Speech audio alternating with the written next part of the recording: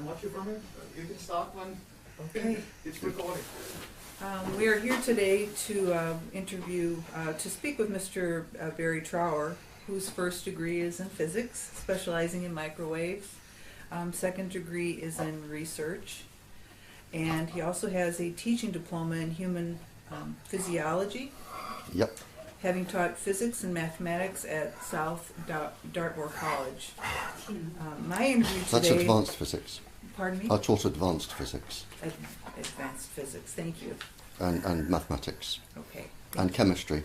Wow. And biology. Oh my goodness. Well, that makes it better. Thank you. My interview today will address your statement that that you're contacted by individuals claiming from all over the world, claiming they or specific areas of their body are being deliberately microwaved.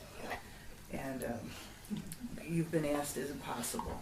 And you said, yes, it is possible, and that's why I'm here today to talk with you, because it's a interesting subject and a lot of people would like your input on the information.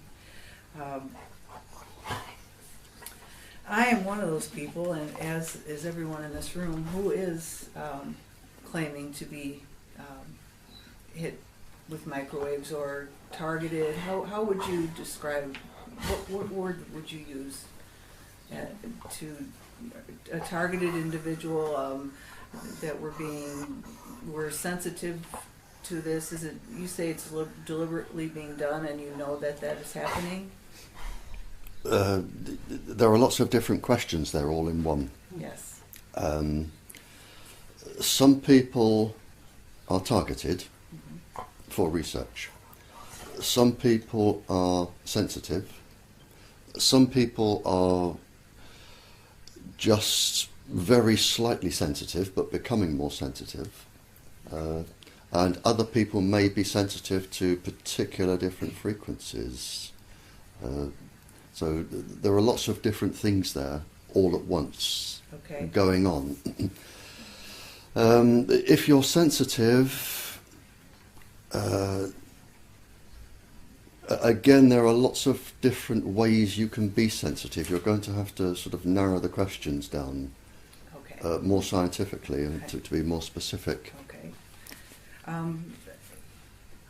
I guess if a person is waking with burns on their body or bruises or having difficulty sleeping because of severe pain to their head, the back of the head, things like that, different frequencies. You stated in another interview you have the largest list of frequencies and their causes.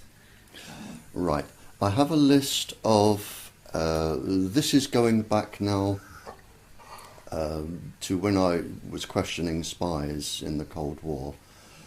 I have a list of probably 25 to 30 frequencies which can induce maybe up to 50 physiological and neurological illnesses. Okay. The problem we have today is that under the direction of the United States government in 1976, most of the Western countries, Australia, Britain, Canada, and the United States, they were all advised to keep everything secret so that the military and the industry could be protected. You could protect their profit margin.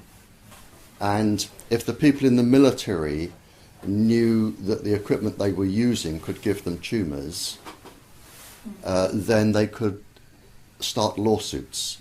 So the advice in 1976 from the American government was not to tell people the truth, keep it secret. And this is why we have this mess today, is because the industry, what I call the silly boys that are coming out of university these days with their electronic degrees, they just solder all these chips together they have absolutely no idea what's going through people. They don't know the pulse frequencies and that they're going to what they can cause. And so what we have now is really a runaway train. And there will be so many lawsuits if the truth were known and accepted. So many lawsuits that the whole industry would be bankrupt. Now, coming to your other question, you asked about burns in the skin and tinnitus, ringing in the ears, and bruises on the skin. What happens is the sensory cells, they leak ordinarily. When I leak, I don't mean leak like a leaking tap. They leak or pass out little chemicals. Now, when these chemicals are passed out, they trigger neural activity through the body and your senses work. One of the things that microwave irradiation will do, it will release extra calcium in the body. When you release the extra calcium in the body, it can trigger the cells that leak. It can trigger those to leak much more. So what you have then are a series of false sensations. Now, if you have leakage on the skin, then what happens is the skin will become itchy, it will start reacting to everything. If you have extra leaking going to the cochlea in the ear, then it will imitate some form of sound. So you will hear a screeching or a buzzing or a high-pitched whine, and you will really be hearing it. But it's a false sensation. So you can get these. The part of the ear which is getting the signals, it's making that part of the ear vibrate. It goes to the brain to say, this is what I'm hearing, and the brain interprets the sound as a tinnitus, a high whine. So you have leaking. The other thing you have with the skin is these waves, they are electric and magnetic, made up of an electric and a magnetic component. The magnetic component tends to go inside the body. The electric component tends to go around the surface of the skin. And that as well will cause itching and scabs and burning sensation. So there are lots of different things here in that question which you asked. I'm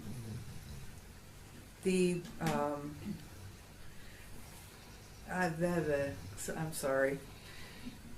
People, you're saying that, go ahead, Lars.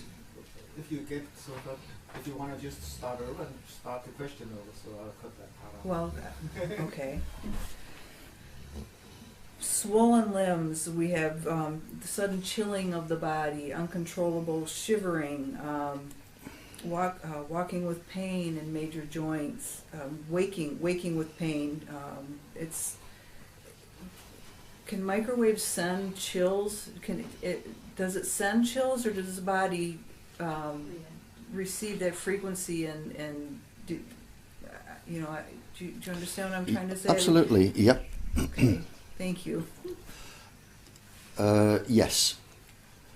The endocrine system, which are the pituitary gland, the pineal gland, the adrenal glands, thyroid, parathyroid,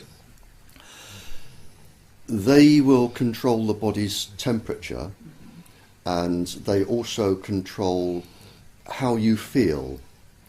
Now, what happens is the endocrine glands are particularly sensitive to microwave irradiation, particularly sensitive. And if the microwaves are affecting any of the endocrine glands, for instance, if they affect the adrenal gland on the kidneys, and that is known to happen, then what you have is you will have cortisol being released into the body. That will cause heart palpitations, a feeling of panic even, and within 2 hours your immune system will start to crash. And when your immune system crashes, then you can have your joint pains and all the other things. So that's from the adrenal. If you have the extra calcium going around the body, which most people have in microwaves, and it reacts with the cytosol in the brain, what happens then is you get a whole bunch of spurious signals going through the brain that the brain can't handle. It may be telling you you're cold, it may be telling you you're hot, it may be causing pain somewhere in the body. It depends where and how your physiology is made up. But yes, you can get all of those. You can get all of those from microwaves. Those are some of the symptoms. Many people, thousands of people have the same stories, the same symptoms. We've come together, we've talked, and well, this was known. If we go back to between sort of the 50s, 60s, 70s, 80s, if we look at that era, even the 90s, and this will take some believing. But I have the documents, and you're welcome to photograph, if you wish, the document. According to the documents, the English, Australian, United States, with the United States I mean the CIA, the Department... DIA, Department Defense Intelligence Agency, with their associated universities, and the Canadian Secret Service. They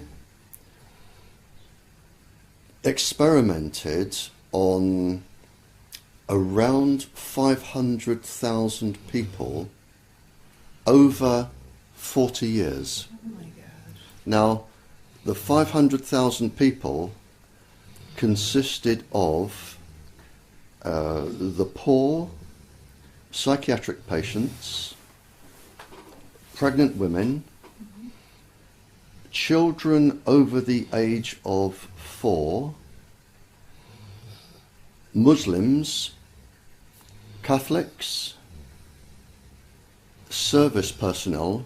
The service personnel were picked because they were all very young and fit. Make an ideal epidemiological study. Service personnel, so that sort of group, as I say, religious groups, psychiatric patients, the poor, pregnant women, children, 500,000 were experimented on. The summary of the experiment, and I have 2 statements. Sorry, I forgot. Last, is it? You wouldn't pass me the piece of paper on the desk just to your right, in front. No, the one to your right, to the right of that. To the right. You're going left. That's it. Sorry. The one with in pencil with all the writing going down. That's it, that one. You wouldn't mind bringing that, please, would you? Thank you. It's worth reading their exact statements. Could you just pass me my glasses, please, Lars? Are they here? Thank you. This takes some... Thank you. Now, these are 2 statements by... I'm not deliberately picking on Americans. The British were involved in this as well.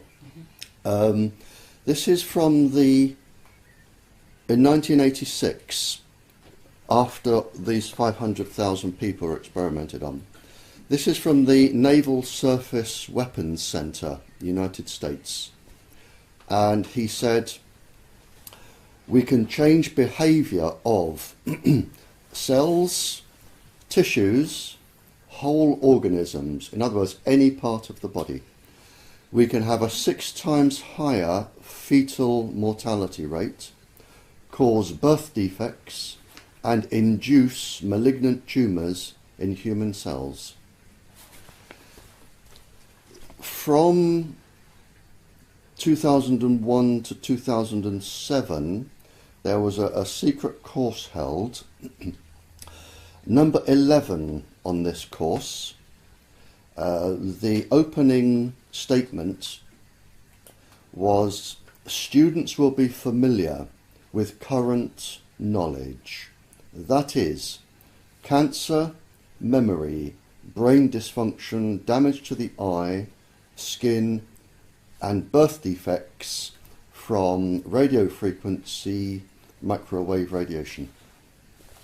Oh my gosh. So it gives you an idea.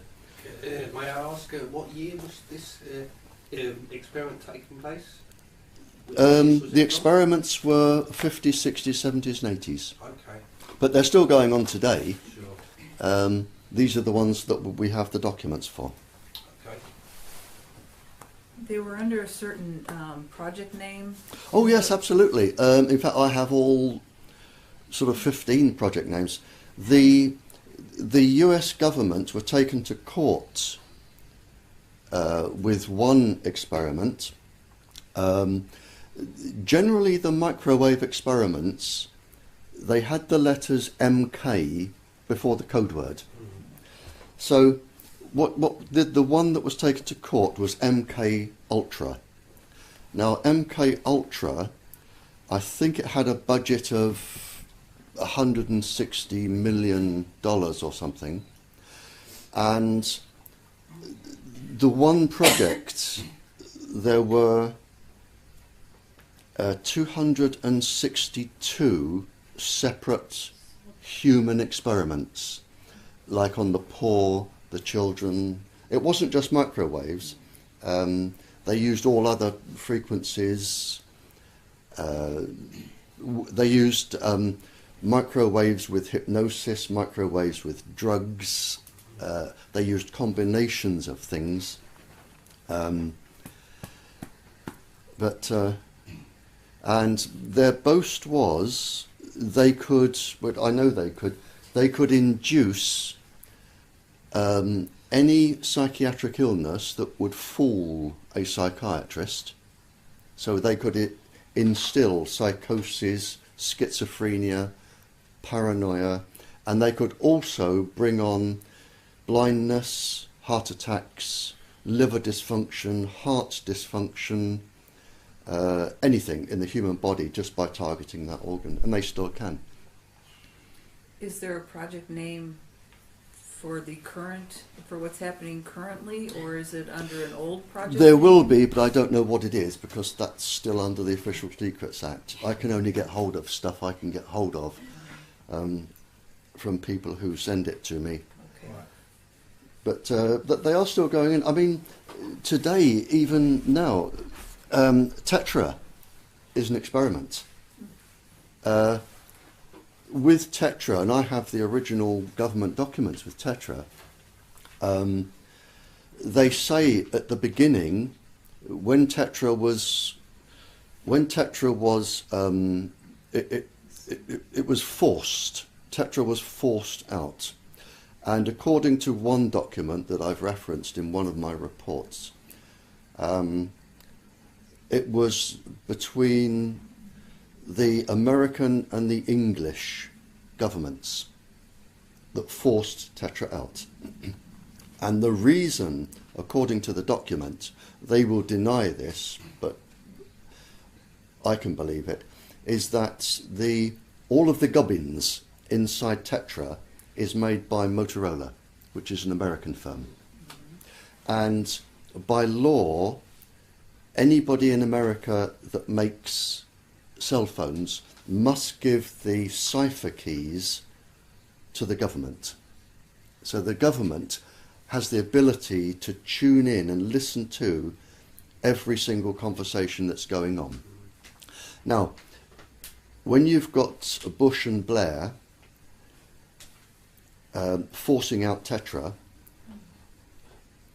and again this is documented and I've referenced it, the aim is to sell Tetra to as many European countries as possible, as cheaply as possible, so that they all buy it. Now, once every European country has got Tetra, what it means is the American government can listen in to every country that has got Tetra. Oh my gosh. Is that a particular cell phone? Well, it's not just, you see, so what we have is Tetra is now going worldwide. It's in Africa, India, it's going all over the world. So, but it isn't just people, police officers and ambulance and fire brigade.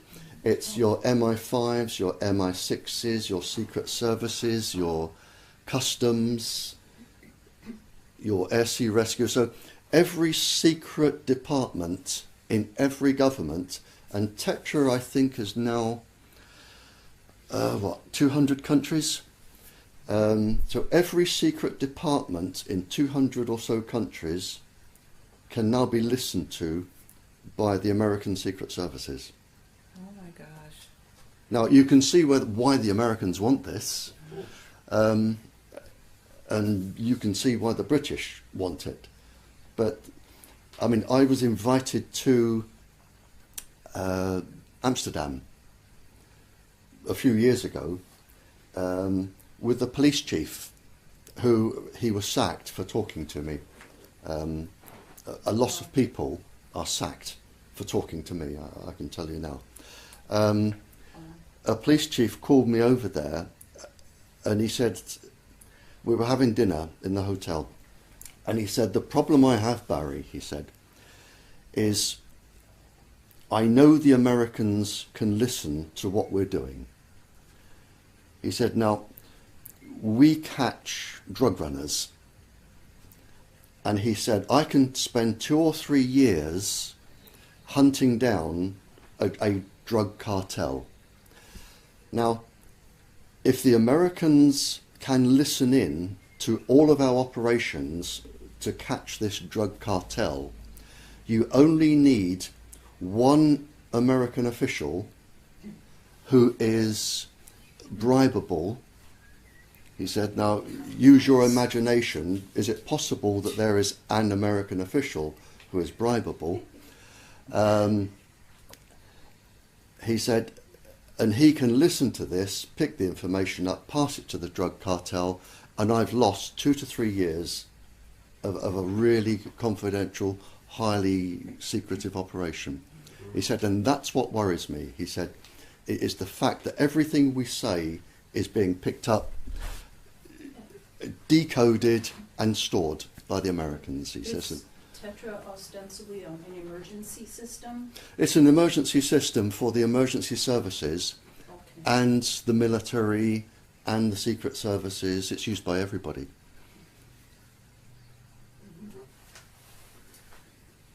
So, But that is an experiment. And they said, at the beginning, they said it has a pulse frequency which is known to cause calcium efflux. In other words, the pulse frequency will affect the way your brain works, and it will affect every organ in the body and can cause tumours. And they say in the initial document, which I have, they say this is experimental until 2018, and we cannot rule out cancer and neurological damage. to the police and fire. No, the police weren't told, nor were the fire brigade. Nobody was told. It was kept secret from them. So they're part of The experiment. Every police officer, every fire brigade, every ambulance worker, they are all part of the experiment, but they were never told that they were a part of an experiment, which is actually illegal under international law. So could this Tetra system in the hands of police and fire and ambulance? Could it be used or abused? Could it be could that those frequencies be abused toward other people? Because we find ourselves not being helped by police and firefighters, and law enforcement will not listen to us. They label us mentally ill right away and say this is not happening to you, but it's happening to them also. Yeah, I have had, sitting where you are, within the last few months, 5 lady police officers, all with throat or breast cancer, and they have all said that when they've complained that it's where they've been carrying their tetrasets, Yes. they have been victimised and bullied. I have an ambulance lady ring me up Saturday to say that she carried her tetra on here, on her hip, and she now has a tumour on her hip that needs a biopsy. And she's coming to see me, I think, Thursday or Friday, from up north. But there are a lot of tumours now appearing, and we think a lot of neurological damage as well. Because I've always said, and in my report, you haven't got a copy of my higher report, have you? I might have it with me. I'll have a look. If you have, I can let you have a copy. But I've always said that if you have a police station where Tetra is installed, you will have. I left it back at the hotel. Okay, it's the higher confidential report, not the confidential report. The higher confidential report. I don't know if I've read that. All right. No. No, as in very highly confidential. Okay. I can let you have a coffee to take away. Okay, thank you. I've always said that where you have Tetra, and I've been right round the world talking about this. Any police station, the police will become more bad-tempered, more aggressive, and more violent, always.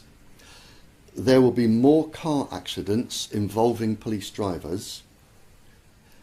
There will be more cancers involving the police, and the sickness rate will increase. And I've said to anyone around the world, find me a police station where that is not happening, where it's been installed for 6 months or more. 6 months. Do you think maybe a long-term goal or covert goal of this is then the police won't be very effective and to kind of establish a military state, more and more going towards that? No, I think they didn't anticipate how quickly the cancers and the bad behaviour would come in. I think what happened was the Americans thought, let's get this around Europe, because America has really 2 problems, the United States. One is the Russia and China effect, because Russia and China are a threat to the United States. The only other threat to the United States is if Europe comes together. So with Tetra right throughout Europe, I mean, really, when you've experimented on 500,000 people and caused deaths, and had them committed to asylums for the rest of their lives just to experiment, and you've caused pregnant women to have miscarriages, birth defects, genetically deformed children. Once you've done all that, having a few police officers and ambulance workers and people die is really immaterial, because there are plenty more to join. There are plenty of jobs. So, and I think it's, from the American government's point of view, it's, we'll get the British to force this out, which is what Blair and Bush did, okay, so some people are going to die throughout Europe, but at least we can listen to all of the conversations and, you know. So you think that's the only purpose they have brought this program in, or this experimentation? Oh yeah, The Tetra. sole purpose. Yeah, yeah, because there are better systems and there are safer systems. Okay.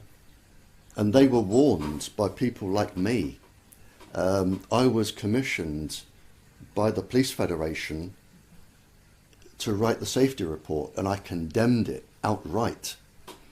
Wow.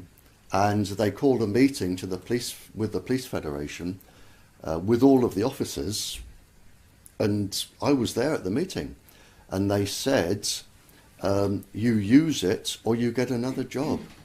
Right. Simple as that. They said, use it or get another job. And they will not let anybody complain. They follow a system. The police, the governments, the secret services, anybody who has authority in these countries, they all follow the same advice, and it's called active denial. Yeah. I've heard much about that. It's called active denial. The moment you say anything, bang, it's not true, doesn't happen, active denial. No, he's okay, I'll let him at the front in a minute. It's called active denial, and I was going to say, I hope there are very, very few people in the Pentagon who really are this evil, and maybe you don't want to comment about that very much. That's just... It's we're not talking many. Okay. I had a meeting, now I don't know what the equivalent is in Denmark or the United States. I had a meeting with the schools minister here, the minister for schools. He is the top person in the country responsible only to the Prime Minister. And he runs all of the schools. And I had a meeting with him for 25 minutes. And I said, you must not introduce Wi-Fi into schools because it is going to cause genetic damage, not to the children in school, but to their children and their children. I shall need to explain this, but we're looking at the school children today. We're looking at the eggs being damaged in the girls. They will have a baby when they grow up, which may or may not have genetic damage, but the real threat is that child, the grandchild. That is where the most of the damage is going to come out. And we've got this. I did a cartoon for the minister, which I can give you a copy if you haven't seen it. I did a cartoon because, to be quite honest, the level of their science is, less than an 11-year-old. So I did it as a cartoon, and I said, there you are. That is what's going to happen. You must not introduce Wi-Fi into schools. And he said, I am powerless to stop it. The minister. Although he's in charge of everything to do with all the schools, he said the Health Protection Agency in this country, which is like Health Canada or whoever does the health in the States, he said the Health Protection Agency, which is only a handful of people, they control all of the science in all of the country. And if they say, we want it in, it goes in. And that's it. He said, I cannot go against the Health Protection Agency. What is the goal? Is the goal to just slowly, reduce the population or dumb down the population? Or there are lots of goals. If you want to come back on that pregnancy thing and know how it affects women, you'll have to ask me later. Well, the first goal, Wi-Fi, I read Wi-Fi in Europe is worth about 260 billion euros a year. Now, when you come to the rest of the world, you count hundreds of billions of dollars, and that is worth maybe 20% of the population becoming very seriously ill or having miscarriages, child defects, birth defects, 40% of the population probably being sensitive and ill, but you still have 60% of the population well, and you make all this money. That's one reason. The other reason is you can listen to every single person's conversation all of the time, even if your phone is off. Even if you take out the battery and take out the SIM card? No, they can't then. Okay. Although in some they can. If they've actually handled it, they can, because they can put in a capacitor. But even if your phone is off, they know exactly where you are, exactly what you say, whom you're meeting with, everything. So, and if you turn the clock back, if you go back 15 years, if somebody from your government came to you and said, carry this, I want to know exactly where you are day and night, because I'm going to have you followed. I want to know every single thing you say, whether you like it or not. I want to know who you're talking to, what you're saying to them. People wouldn't have carried them. But because you can push a few buttons and talk to somebody and it makes you lazy, but they now know exactly where you are, what you're doing, who you're talking to. And it isn't one country, it can be up to about 45 countries internationally doing this, not just your own. And eavesdropping. One of the reasons for it is blackmail. Right, makes sense. It's blackmail. Sure. Because you've got all of these teenagers now talking to their boyfriends and girlfriends and mums out, come over and we'll have a joint and a party and some sex and but up to 45 countries are storing this. Now, when you've grown up and you're a congressman or a congresswoman, or if you have something that you want secret, like you're a paedophile or a thief, they can come straight back to you at any time and say, listen to this. But so you've also got blackmail there, which is a very, very strong incentive for countries. And they monitor every single call in the world. Every single call.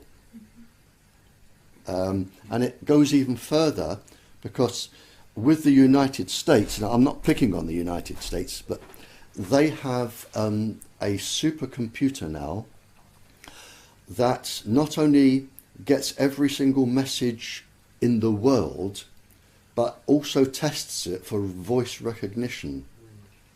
So if you use somebody else's phone, they will know you've got their phone and relate it back to your phone. I suppose that's just a small purpose of the whole voice recognition system. Yeah, but on top of this, it's phenomenal what this industry now has the power to do. You have biological and microwave warfare. They can make you ill. They can target you. Mm-hmm. Any transmitter, it's called CELDAR.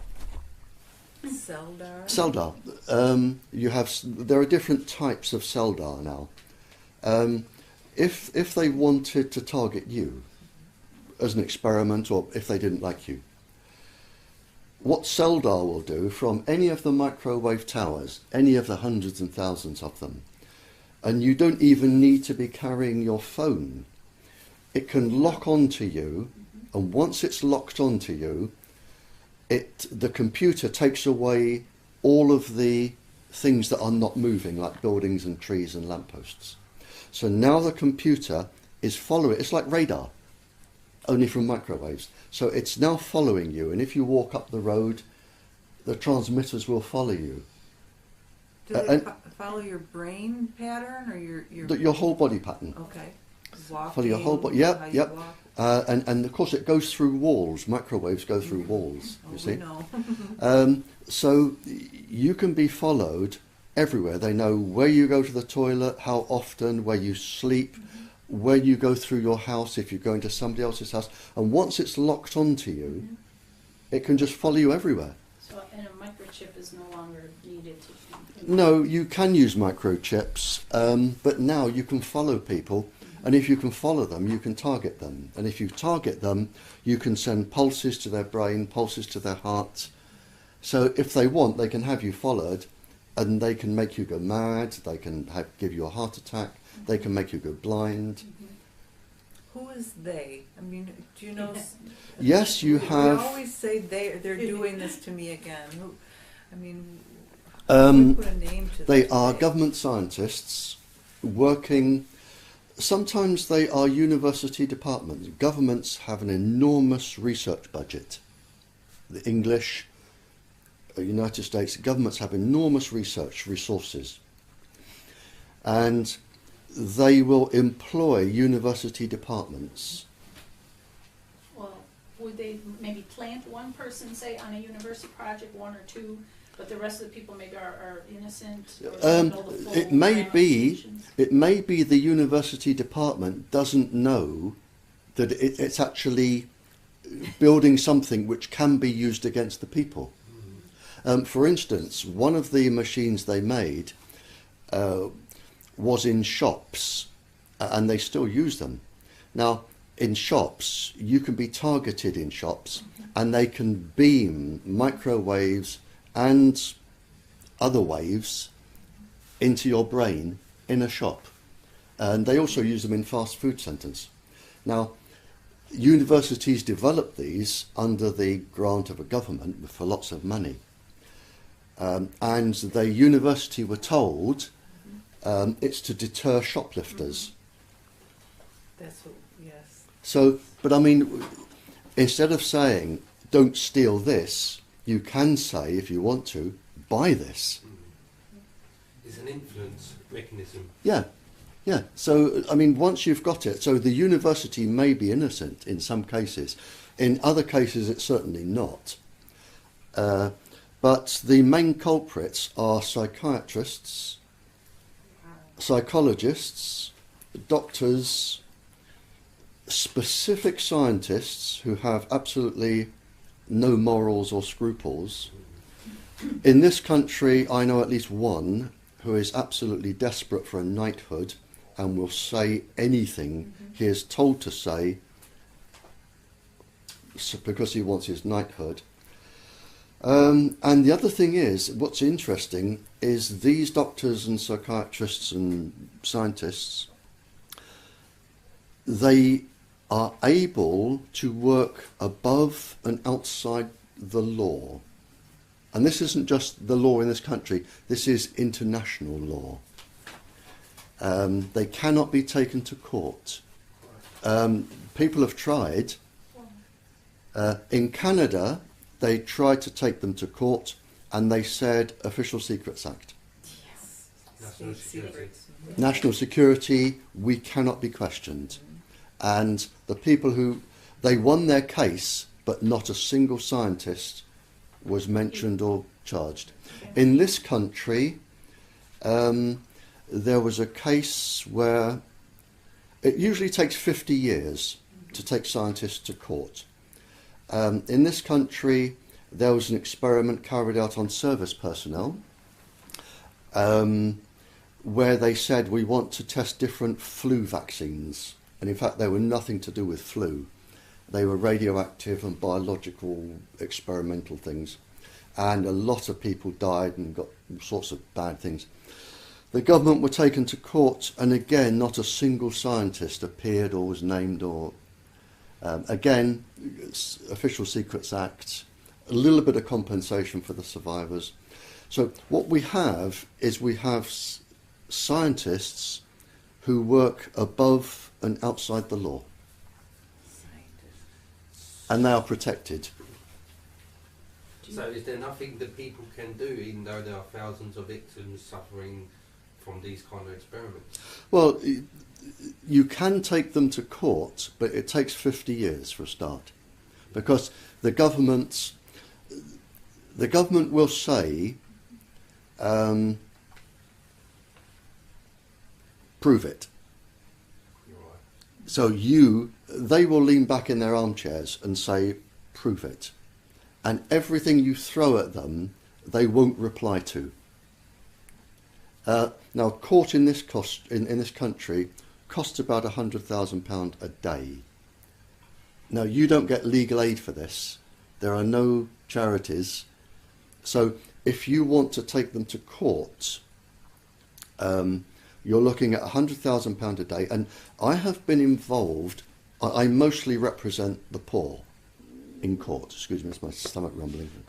I mostly represent the poor. But I've represented, I think, 2 billionaires and a couple of millionaires. Now, one of the billionaires, he wanted to take the industry to court.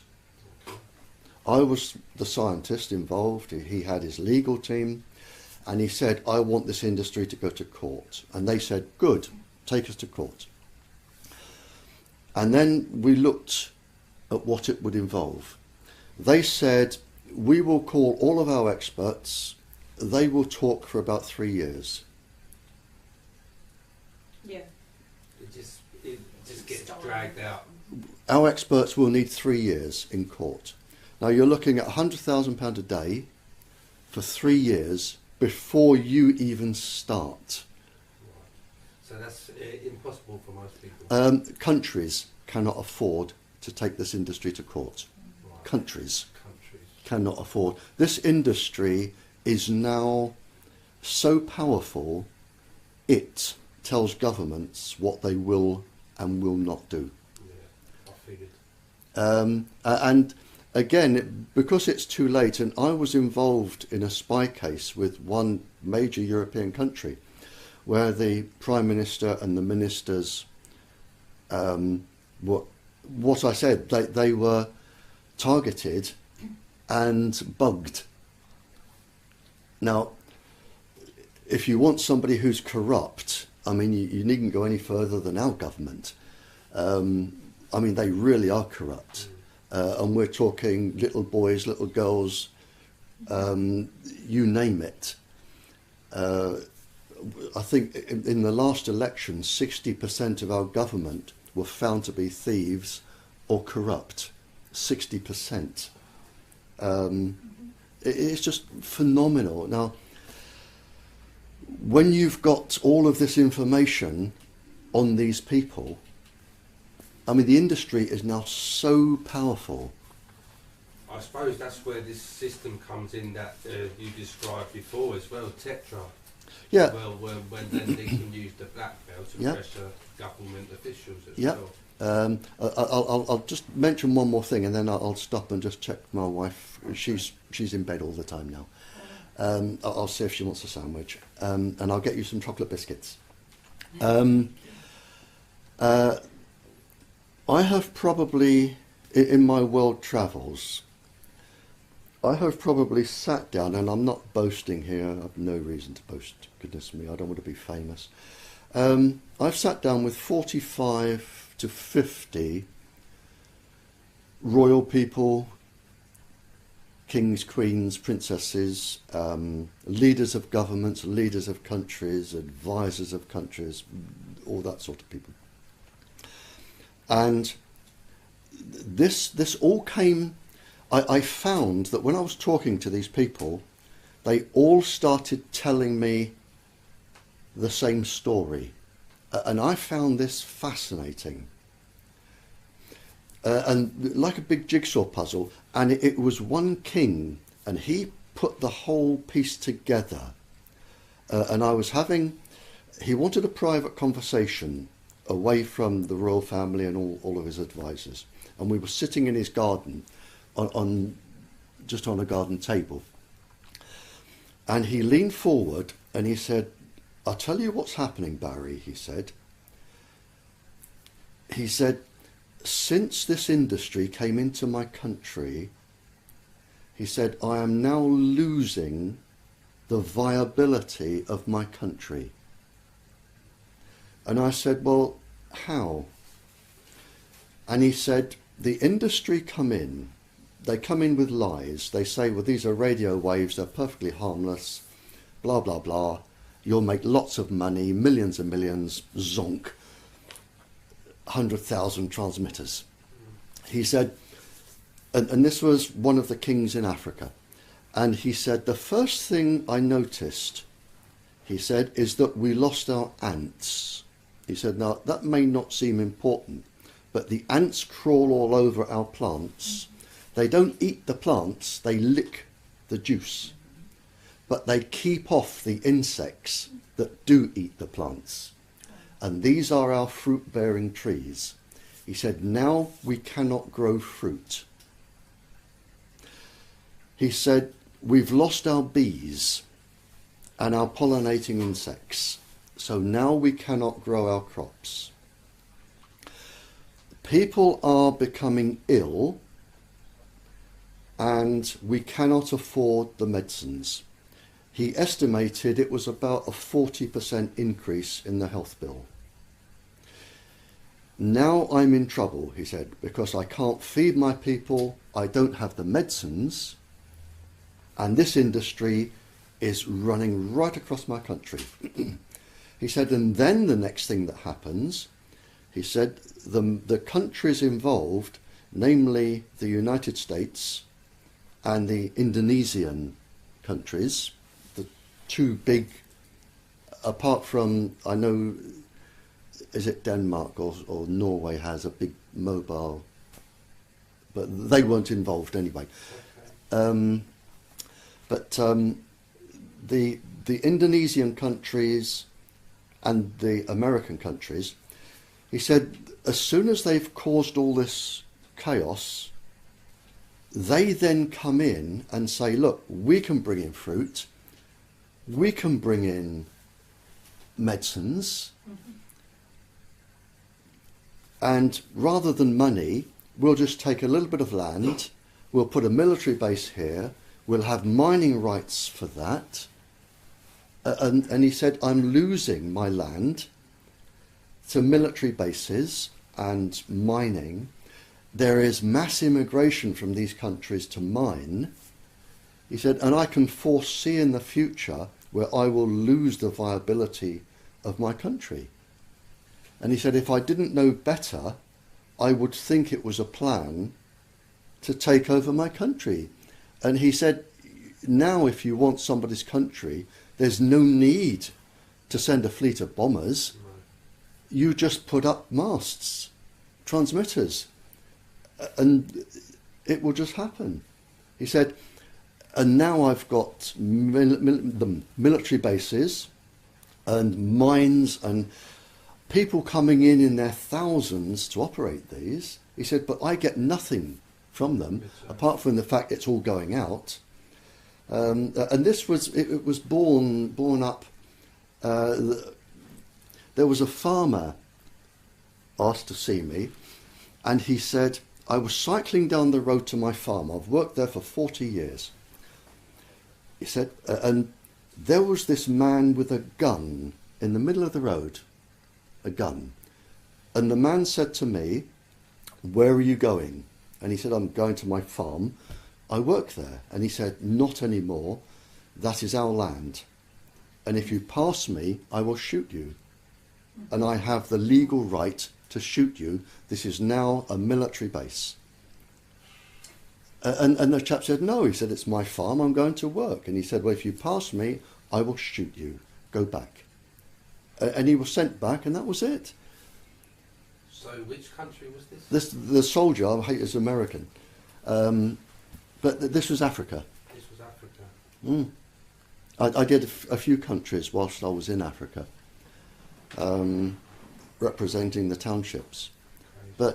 But now, it may have been by accident, but now sort of Japan and the Indonesian countries, and if you think of what Japan wants, minerals, land, oil, it wants a lot of things, Japan. And if you think what America wants, military bases all over the world for missiles and what have you, you're getting it now. But this was the king telling me, might be worth it. come on, Scoop. So, Debbie, if you want to introduce. Hi, I'm Deborah Paulson here speaking with Barrie Trower, and we also have Stephen Bell and Marissa Pinsky asking and speaking with Mr. Trower, asking questions today. I would like to get back to some of the energy that people are feeling. I had called you last week with a question that you said would take rather long to answer, and that was Tinnitus. I remember. When we buzzing in the ears. Yes, waking up in the morning, it's almost as soon as you start to come out of sleep, that high-pitched buzz almost goes all the way down, and all the noises in your room or in the bedroom, a fan running, the noises outside, they start to come back into hearing.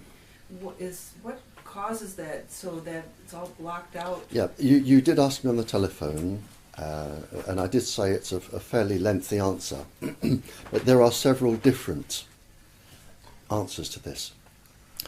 The first I've explained is that the sensory cells, as I said, can leak, because they leak naturally.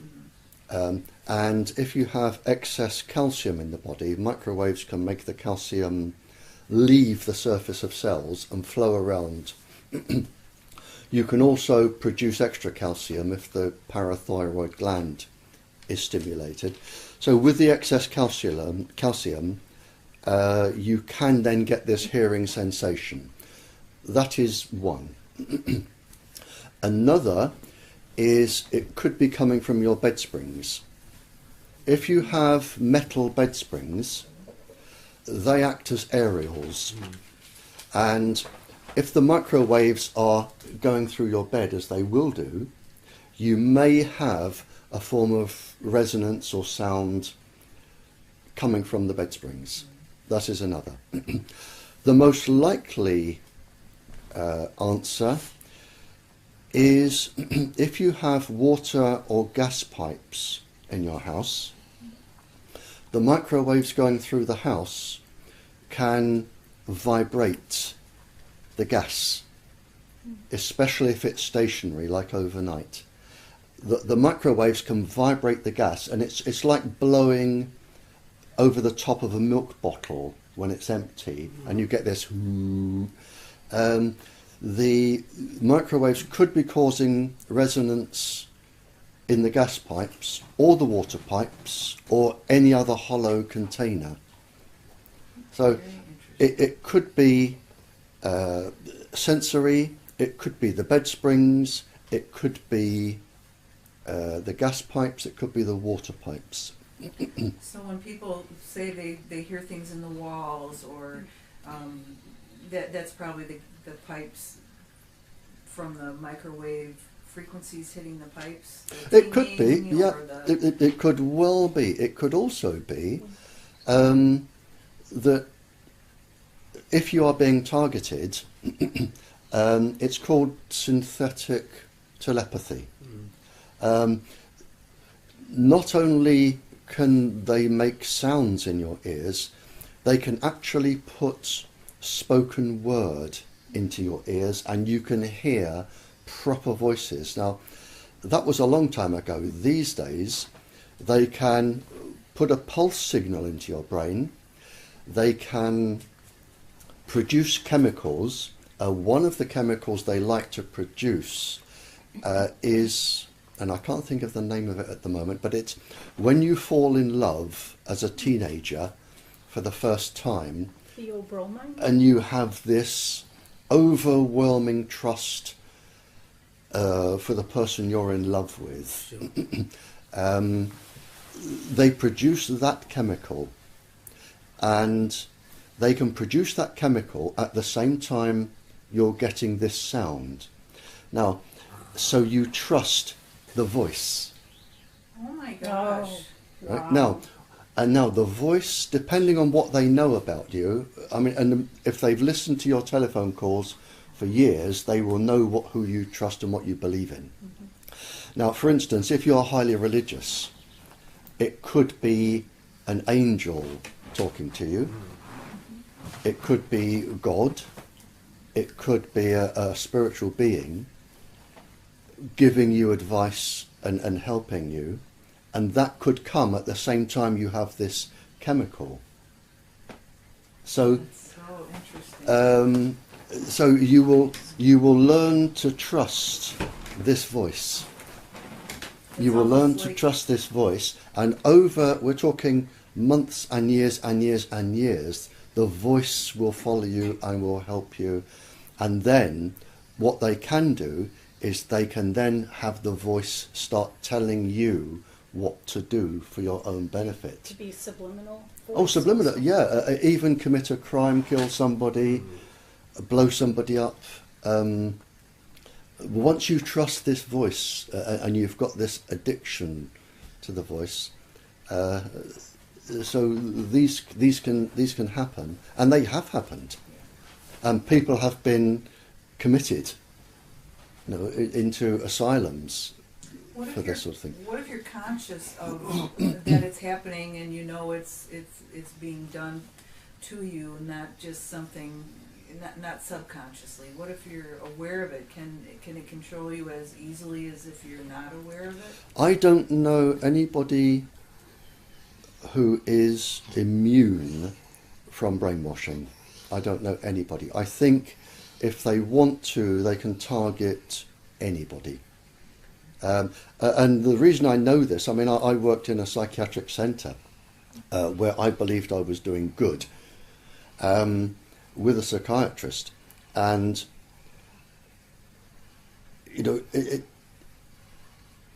you can target anybody if you have ever.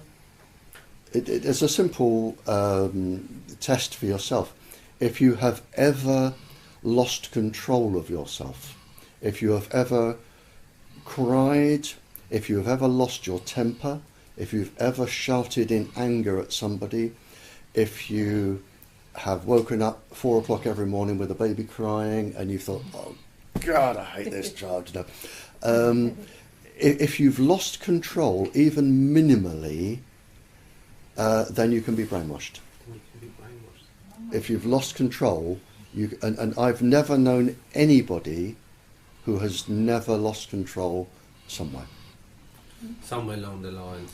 But does it not have a role, how aware that you are aware that people are actually trying to manipulate you to do certain things that your morals Well, turn yes, lots of people are aware, and they go to their doctor, and we now get back to this active denial.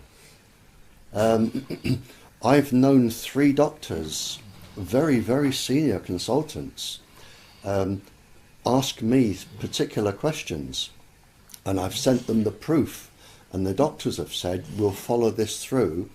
And I can tell you now that in all 3 cases in this country, the 3 doctors were told, drop it or get out of your job. Within half a day,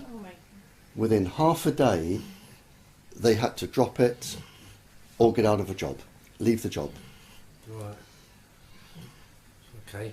But my question was to you, can you help yourself by being aware and being conscious about that some people are trying to do you bad, or can they influence you so much that you're not in your own mind at the same time? You can help yourself. I mean, there are defence mechanisms. Yeah.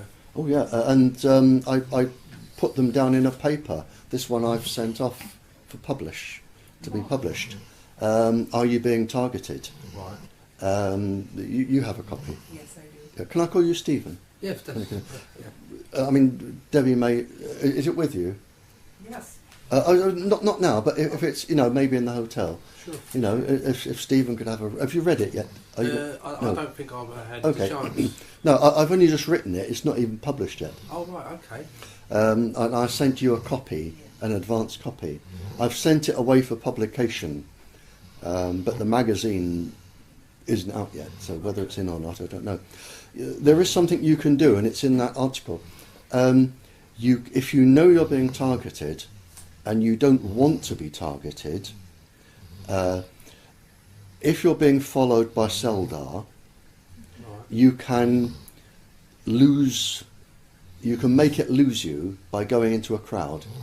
Okay. It can follow you into a crowd, and it can follow you, but if you sort of mix with a few people, and they've all got the same sort of body images, then it won't know which one. So what will happen then is it will try to lock onto your phone. Right. If you're not carrying a phone, then it's lost you. Okay. But if you're carrying a phone, they will always know where you are. Sure. In and out of a crowd. But you can. The other thing you can do is, and it's in the paper that I sent to Debbie. You can, if you realise you're being targeted and followed, go into a crowd. Just mingle with a crowd in a shop, and leave by another door. You throw them off. If you have to carry any form of transmitting device, like a phone or an iPad or an iPod or whatever they call these things, carry them in like a child's pencil case that they take to school, a metal tin. Oh, the lead one. I know this one. A metal tin. Yeah. They have their protractors and things in geometry sets. A little metal box. Carry your phone in that, because the transmissions won't get out or in. They can't track it. Okay. You can wear protective clothing. There are now specialist firms that make ordinary clothes that stop all microwave transmissions going through. All frequencies. Yeah. You can buy ordinary woven clothes now. I know there's a firm in Scotland that do it. All microwave frequencies, but not ELF, like extremely low frequencies. Oh, they'll stop those as well. Really? Yeah, they can't stop the higher frequencies, like from gamma rays or X-rays, but you can now buy clothing, ordinary clothing. There is a firm in Scotland. I can't think what it's called. Okay. I've never tested any of these devices, so I can't recommend them. But I know there are firms that make ordinary clothes. That one's in your article, or that Deb has? No. Oh, okay. No, you'd have to search. You'd have to look in electromagnetic clothing. Okay. If you were to type into a search, electromagnetic clothing, Scotland protection, it would come up. Why does it? Is it the springs of the bed? Why does it feel like the frequencies are coming up from below? Anything metal doesn't have to be springs from beds. If you have one of the reasons for the high rate of breast cancer is the metal in the lady's bra. If you think about it, you never put a spoon in a microwave oven, because it absorbs the microwaves, sparks, and then it sends out another frequency, another wave. So what's happening with your bed or with your bra, or if you have metal on your glasses, which are again very, very bad for your eyes, the metal absorbs the microwaves, the atomic particles vibrate. Each time they go up, they absorb the energy. Each time the electrons come down, they transmit energy. So what you have from your bed is transmissions coming straight up into your body at a slightly different wavelength. With your bra, you have transmissions coming out, but the cup of a bra is a parabola. And what you have is the transmissions are coming out into one small area of the breast of just a few hundred cells. And mammary cells are particularly sensitive to any form of radiation. They don't like to be irradiated. Again, with glasses, you absorb them and then they re-emit onto the cornea, onto the front of the eye. So, you know, you are really sleeping on top of an aerial, a transmitter. When this energy passes through your body, there are certain parts I find that of my body that is always pulsing, like my tailbone is always pulsing, or the back of my neck, my head. Your tailbone? You mean your coccyx? Coccyx? Yes. Yeah. And I'll tell you why. Because you have resonance occurs in the body. You have cyclotronic resonance and circadian resonance going on in the body.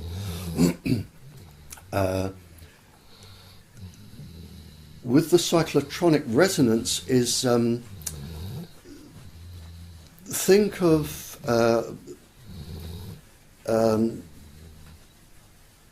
trampoline. If you jump on a trampoline and you bounce up and down and you get a nice steady bounce, that will be your natural resonant frequency for a bounce.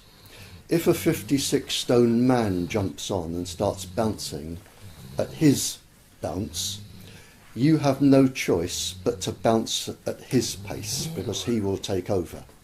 Now that's what happens in the body. The chlorine, calcium, sodium, potassium, the major neurotransmitters in the body, they have their own vibrational speed. Now, for instance, potassium vibrates at 16 vibrations a second. So anything that's vibrating near 16 a second will take over the potassium and change it.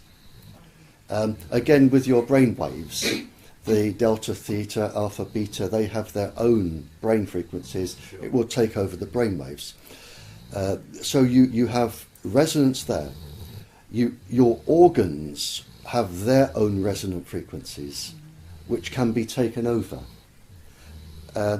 You have circadian rhythms in your body. Your eyes fluctuate at a certain pulse frequency a second. All of your body pulses and fluctuates at its own speed. Every part of your body is vibrating.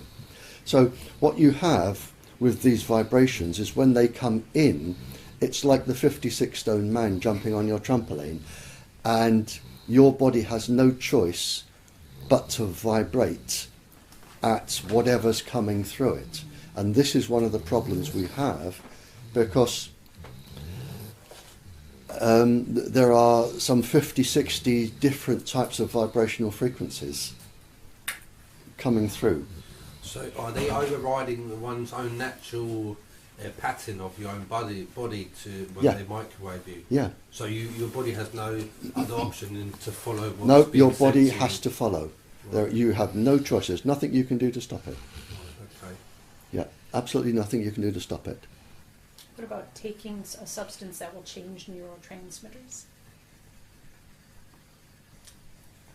Like in an article by Persinger, they talk about, he mentions two substances. Which change neurotransmitters. Or which can affect he mentions two substances that can provide some protection against. Well, I mean, you can protect yourself like by taking melatonin, but it's like taking an aspirin to stop migraine. The migraine's got to come back and stay there. No, you've got to get away from that pulse frequency, and this is one of the problems we have, is that it's what I call the silly boy syndrome. Our Prime Minister has got no idea about this, and the people in the factories that make these have got no idea. The industry have no idea. They're putting all these things out and about, but what they don't do is they don't come and talk to people like me and say, can we see this list? All of this could be safe. The whole communication system could be made safe. There are ways to stop the microwaves causing resonant frequency damage inside the body. There are ways of doing that. But it costs money, and they would have no profit. Right. So they won't do it. And the people making all these iPod and iPad gadgets and baby alarms, they have absolutely no idea about these frequencies and what they can do. They just make a device and put it out. It's a scary thought. Well, I mean, the problem is, you're right, we have now kings saying they are going to lose their countries. We have animals becoming sick, because it's not just us. As all living cells are the same deep down. I mean, any blade of grass can read our DNA sequence.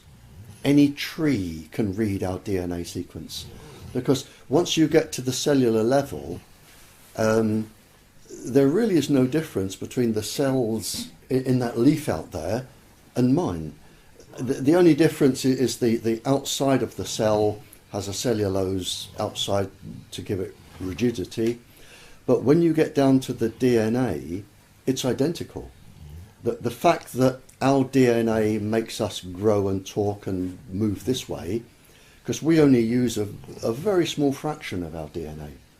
The plants will have probably very similar chromosomes, very similar DNA, but it uses different genes. It's really all of the genes in the DNA from every living thing is made up of the same 4 bases. Everything. We are all the same. Now, if you're going to affect people, you're going to affect animals. And if you're going to affect animals, you're going to affect plants. Right. So what we are actually doing now is we are reducing the immune system and the navigation system of every single living creature on the planet. Every single one, without exception. So more this comes into play, and the more this is going to get used, the more effect it's going to have on the whole world as one. When yeah, you're absolutely right, Stephen.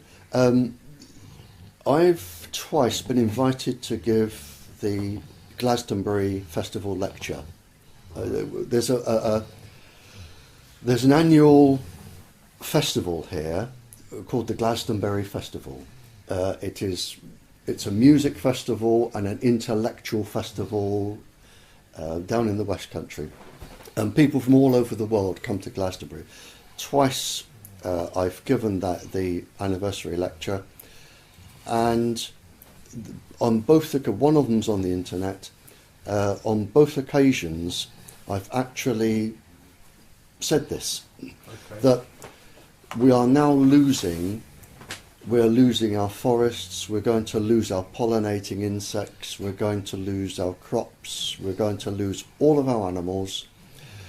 And there are, to my knowledge, around 6,500 peer-reviewed and published papers on this that are being totally ignored by the industry and the governments.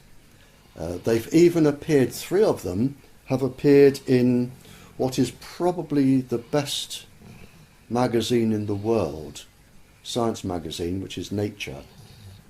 3 of them have appeared in Nature. And it's still ignored. And they're still being ignored. For money. because this is a For money. profit. Yep. Or, I mean, it may be that you want to destroy the animals and the crops, so you can then come in and offer aid. It may be intentional. I think that's worth speculating about for sure. Well, I mean, it's what the king told me, and he's not the only person that has said that to me. I've been in a country which is an island, and they have to import everything. And they said, you know, their drug bill has gone up roughly 40%. Any little livestock they did have is now non-existent. Their plants are almost non-existent. So now they are totally reliant on the countries importing. And this island is a very strategically placed place for a military base. Oh, interesting. The military-industrial complex. So I think it started out probably as a really good profit-making industry where the secret services could also have a hand in and gain information. Then they've suddenly realised, hang on, we can take over countries. Yeah, and in your opinion, what is the grand scheme? I don't think there is one. I think it's unfolding and people are deciding as they go along. Really? I find what they do is usually multi-purpose. Yeah, it is multi-purpose. Whether they now have a grand plan, I wouldn't know. But it seems no sign of stopping. No sign of quite stopping. The opposite. Yep. Well, What are because of these frequencies? Do our eyes become more sensitive to flicker rates? To certain, they do. Yeah, it's the circadian rhythm of the eye. I think is it's very near the frequency of the ordinary cell tower. But there is a lady, and I shall think of her name shortly. Fellow of the Royal Society, very, very clever lady. In fact, she took me to dinner. I shouldn't forget her name.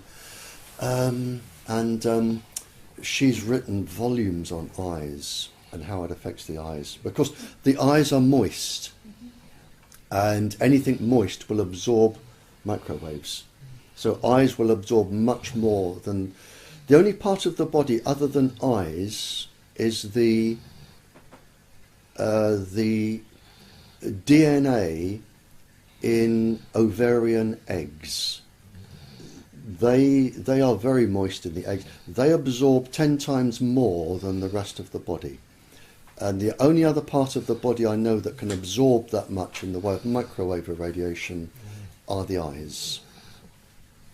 Do certain gases or sprays, chemicals help frequencies, or have different effects on frequencies and on people? You can get multiple chemical syndrome or sensitivity.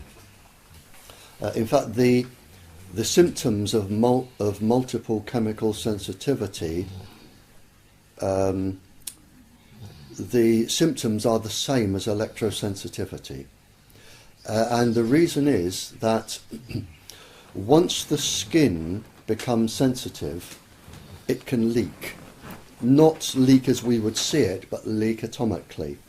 And when you start destroying the fabric of the skin, like the blood-brain barrier inside the body or the other barriers, then other chemicals can leak in, and you can then get multiple chemical sensitivity you can develop that from microwave radiation.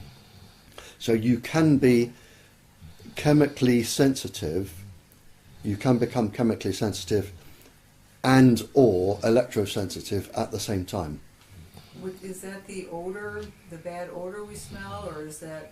Well, any odour are really just chemicals that are flying around the air. So yes, anything at all. And I'll tell you who's written a very good paper on this is Dr. Andrew Goldworthy.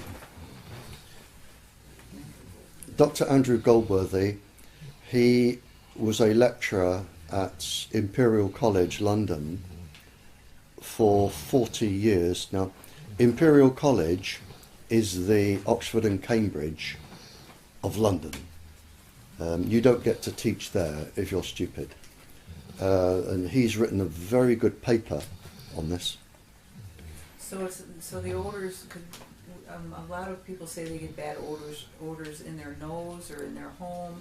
Is that just sensitivity to something that's already there? Well, of course, you actually taste smells. Yes. You don't smell smells; you taste them. Okay. When the gases come in, they form part of a liquid, a fluid, and you taste them.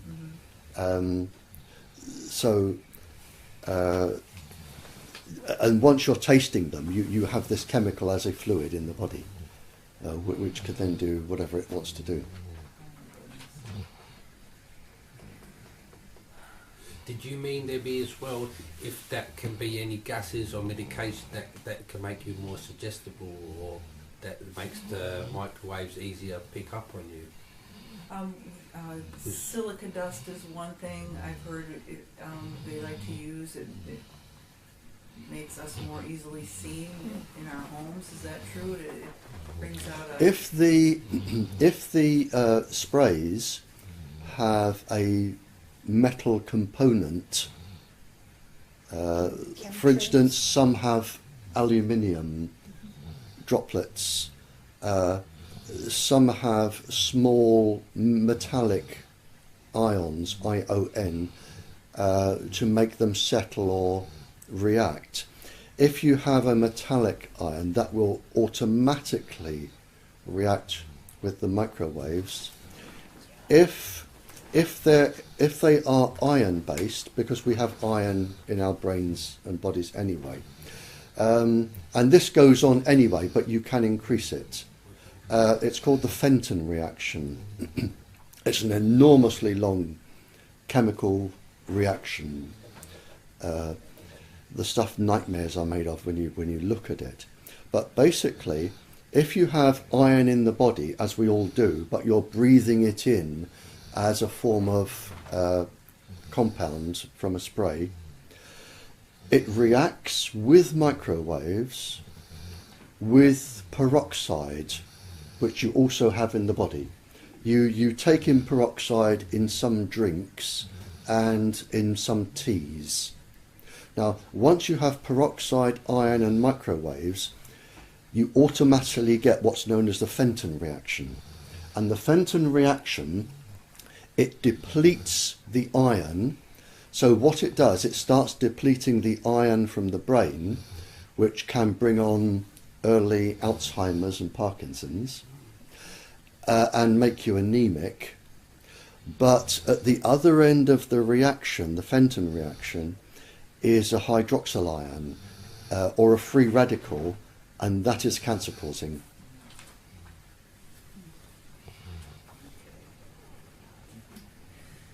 Are bleeding gums, hair loss, mole, you can get moles on your skin from... Soft tissue, yeah. Tissue. Soft tissue. In any radiation sickness, soft tissue is always the first to go. The reason is that the soft tissue in our bodies, the gums, the bowel, the soft tissue replaces itself about every 6 weeks. So if you start damaging the soft tissue, then within 6 weeks you're going to have a bleeding bowel, a vaginal discharge, gum infection, skin infection, skin problems, that sort of thing. It's usually the first sign of radiation sickness. And the body reacts the same, whether it's microwaves or gamma rays or whatever. The symptoms, it's called radiation hormesis. The symptoms are the same, and in fact, to give you an idea of how ignorant governments are, it took 30 years for the lady doctor to stop pregnant women being x-rayed. She spotted straight away that the children were being born with leukemia, where they would x-ray pregnant women, and she told the government, the same government we're talking to, she told them that this was causing, and they said, "Go away, silly girl," words to that effect. And it took her 30 years to get x-rays stopped for pregnant women, because the industry opposed it. That just really shows. It took, and on a similar vein, it took a doctor from Scotland, a very clever man, 20 years. Once he found cholera in feces in water, it took him 20 years to get that stopped, because it would cost money. And smoking is a good example. In 1964, there were 32 university papers linking smoking to cancer. And it took another 30 years to get it. So, I mean, governments and industry, they will hold off for 20, 30 years in every case because it costs them money, and they avoid lawsuits. Sure. So with this, and we've already had people die from microwave sickness, it's going to take a long time, because the industry now is so powerful. It really is powerful, and it can tell governments what they will and will not do and say, and that is the problem. Do you think a person's targeting could be something other than cell towers? Could it be land-based somehow, mobile? Oh, it can be satellite-based. Satellite? Yeah, Satellite-based. yeah. It can be from anywhere at all. Yeah, it's not difficult. And the you've got HAARP. HAARP. I was going to just say HAARP. You've got HAARP, HAARP. I believe there is a similar device in the Soviet Union. We've got one on Cyprus. There's probably one in China. And with HAARP, you can just beam microwaves anywhere in the world, anywhere. And you can target specific houses.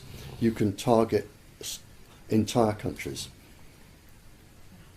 At the same time. At the same time. Yep. So that will be mass control, or it could be used that way anyway. Yep. I mean, it's in Alaska. The American government say it's for studying weather, but you can just bounce microwaves off the ionosphere to anywhere in the world. Right. For instance, if I were a mad and evil scientist in this country, and I wanted to totally destroy the United States, and I told this in a legal hearing in London to 3 United States lawyers in the case I'm involved in Oregon. If I wanted to destroy the United States, let's say I was an Al-Qaeda, and I wanted to destroy the United States, all I have to do is build a 48 transmitter site transmitter complex like HAARP. I would aim it at the United States. I would think, how would I make the United States suffer? I would go for your wheat fields, because your wheat fields feed the entire planet, and your economy depends on your wheat exports and your beef, so I'd go for both of them. I would think, right, what frequencies will make the immune system suffer in wheat, cellular structures which are known, which would make the beef cattle sick, which are known. I would think, right, I can destroy that country. What I'll do now is I'll make myself $100 billion at the same time. I will grow wheat and I will grow beef. And then when I've ruined yours and there is a world shortage, I will up my price 20-fold for the rest of the world and I'll make $20 billion. And I could ruin all of yours and sell mine. And it's that easy. Probably no one else has that capability. Well, I mean, the Russians, I think, have it. China probably has it. The Americans certainly have it. We have it. So there's a few countries that have the capability. Oh yeah, to do anybody. things like I mean, this. it's microwave transmitters are so easy to make, ever so easy. All you want is a power supply and 48 transmitters, and you're away. But you need access to a satellite, obviously. Or is that You don't need satellites. No. No, you can beam the microwaves in a direction, and they will bounce off the ionosphere that surrounds the planet. So even if They you don't bounce have off. access to the ionosphere as a grid, but you just have the capability just because it's there. Well, the ionosphere is space. No, I know, Yeah. but I thought, do you not have to control the ionosphere? No, in some no, way it's to just do this? it's just an ionic layer around the planet. I thought that HARP, one of its eventual goals is to control the ionosphere. Well, they can make holes through it, or they could make it vibrate. But yeah, I mean, Just using what's there already. Yeah, yeah. Okay. but I mean, it's now. If I wanted to, I mean, and I had the capability, I could destroy the United States quite easily. No. And if I can do it, imagine what somebody from MIT, which is probably the top university in the world, MIT. Imagine what a team of clever scientists from there would do with a laboratory and 20 years research, which they've had. I mean, what I've said is just general knowledge. They will be way ahead of that. So we're getting to a phase now where we can literally destroy the planet. We're back to where I remember in the Cold War, where there were so many atomic bombs primed, loaded and ready to be fired. And I can remember when Kennedy was president, and the United States and Russia were within a heartbeat of total global nuclear war. And they had enough atomic bombs to literally rock the planet off of its axis and destroy everything. Yeah, and we were within, especially the Cuban Missile Crisis, we were within, I mean, the fingers were on the button. It only wanted pushing. Inches away. Oh, and it was the Russians at that time, they actually sent their warships to challenge the United States, and Kennedy was ready to push the button, and he was going to push it to launch global nuclear war, and the only thing that stopped it was the Russian president stopped his boats and turned them round. Had they gone on a few more miles, we would have been in total, nuclear war. And we were that close, and we're getting that close again now with microwaves. You think that? I feel that, well, I've heard it from a number of sources that the threats that were, published during the Cold War about threats from the Russians were somewhat exaggerated, or maybe largely. Oh, they always are. They always are. Yeah, I mean, even the Al Qaeda is sort of a scapegoat, and some people think they don't even exist. It's a made-up thing to get people to give up their civil liberties. The only reason I say it, I think there is a tie-in with these technologies. oh, you're absolutely correct. And everybody, all the countries, exaggerate what they're doing to make the other country worried. Big psyops. Strategy. The one towers, you are familiar. The Twin Towers, yeah, I the, remember the that. Gwen, the Gwen Towers. Sorry? The Gwen Towers that were put up during the Cold War to, if communication went down, the Gwen Towers they're run Ground by the wave. military. Yeah. Ground wave emergency network. Yes. Yeah. It's been said that the targeted individuals are kind of clustered around Gwen Towers throughout the United States, and the bottom 3/4 of the Gwen Towers are now being leased out to the public, but the top quarter is still being used by the military. Oh yeah, I don't doubt it. I mean, officially, every single microwave transmitter in this country, just ordinary cell towers, every single one comes under the Official Secrets Act. And they've done that to stop people complaining to their members of parliament that they don't want it there. See, once you put something under the Official Secrets Act, you can't challenge it. Not until 20 to 30 years afterwards. No.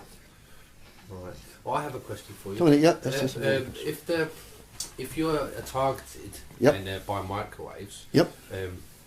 does the weather have a difference? Does it make a difference if there's a clear weather or raining or windy? Not really. Not really. No. I mean, you will get some reflection if it's got to come through rain, hailstones possibly, snow, but generally no. Generally, It won't make any difference. Okay, unnoticeable. No. Right. No. Okay. No.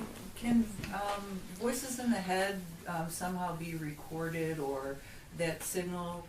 I think Stephen had a better way to put it in words. The signal be interrupted to be read before it reaches a person. Yeah, well, we were wondering if you can record the signal that's being sent to you. Can it be picked up by an analyzed spectrum, and then afterwards decoded to see what's being sent to you? Yeah. That's possible. Oh yeah. Okay. A spectrum analyzer. I just need to let the dog into the garden. Hang on. You're okay, Lass? I'll do that. No, I'll let him into the garden. Yeah. Go on, let's go in the garden. Go in the garden. Right. Come on, then he wants me to. No, go on then. Yeah, just leave the door. Yes. Can the signal be picked up? Yes. How does that work? How does the spectrum analyzer work? That it could be read, like Stephen has said. Yeah, we know we can pick it up. The signal is not the hard part. It's more the hard part is decoding the signal to see what's being sent. And we wondered how is it possible and how can you? You would need to know what frequencies they're using, and you would need to know how to decode it. But you could. You could. It's I possible. mean, theoretically, you can. Yeah, of course Right. you can. If you can send anything, it can be decoded. Sure, and recorded. Yeah. Oh yeah, because if I wanted you to hear a voice of an angel, I would send first of all the microwave, which would be the carrier wave. Then I would put the modulations on. Now, if you think of an airport, and think of the conveyor belt that carries the suitcases. Is a big rubber conveyor belt going up to the hold in an airplane, or they used to have them. So you've got this conveyor belt like an escalator, or what do you call them in America? Not an escalator. The moving staircase. Escalator. Yeah. So imagine that. Okay, that's the ordinary microwave coming towards you. All of the suitcases that are dumped on to reach the aeroplane. Right. They would be the modulations. Okay. So each modulation, as it comes, it would trigger something in your brain to make speech, just like an ordinary sound wave. Right. So all of the sounds, the colours, everything, they would be modulations. Now, if you're sending sounds and colours and speech and what have you by modulations, they can be decoded. Of course. Theoretically. Well, they can. I mean, what they would have these days, they would have a spectrum analyzer that went through, the big one in America now, in terms of power, the one in America, that supercomputer, and I'm trying to think what its name is, it could listen to everybody in the world making a phone call all at once, individually, and log them.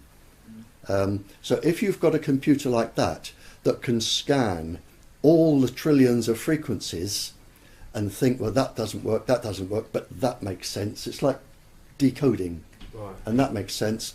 I mean, a computer of that power would probably decode it in a trillionth of a second. Okay, thank Yeah. you. Does it make a difference if you're sleeping behind or if you're behind, not sleeping, if you're behind a brick wall, a galvanized steel wall, a window, how these frequencies reach a person? Microwaves can't go through metal. It's the only thing that will block them. Right. Gamma rays and X-rays will go through metal. Microwaves can't. So they will go into the metal, they will make it vibrate, but microwaves cannot go through metal. So the best way to stop microwaves is metal. With clothing, they now weave in copper thread or silk thread. Mm-hmm. That stops microwaves. Microwaves are very easily stopped, but they will go through brick, concrete, they'll go through anything quite easily. What they cannot do is go through metal. Does it have to be grounded? Does it have to be welded together? Does it have to be a perfect box? If you're putting up some form of metal defence, like around a house, yeah, please eat these biscuits, won't you? If you're putting up some sort of metal defence around your house, don't use cooking foil, because cooking foil has holes in and microwaves can get through. Thin aluminium foil or tin, that'll stop it. And the easiest thing to do is, if you do a wall, I mean, people use radiator foil, is the best thing. In cold countries, like your country, you can get radiator foil, but it's shiny foil you put behind fires and it reflects the heat back into the... it's like very, very thin tin. So if you do a whole wall and you've got a lot of microwaves that will build up charge, all you need to do is just connect an ordinary little piece of wire like this to the bottom corner, just run it under the carpet, out into the garden, connect it to a knitting needle that's metal, a metal knitting needle, and stick it in the ground. That's it. Right, to conduct. Well, as you get a positive charge build up, the electrons from the ground will come in and neutralise it. Otherwise, you'll get an electric shock. Really? So can they, if you have, say, you put up in the defence like you explained here, Yeah. can they send, like you say, can they change this their wave to a gamma or an X-ray and start to attack you with No. different waves? No. No. No. You need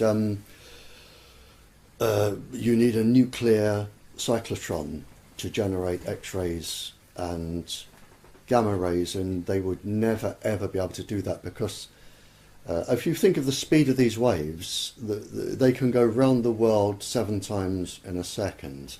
So if you start blasting a house with X-rays, you're going to blast everybody in a straight line until it gets to the curvature of the Earth, Right. and you're going to kill everybody in that straight line. Okay. So no, you'd never use gamma rays or X-rays.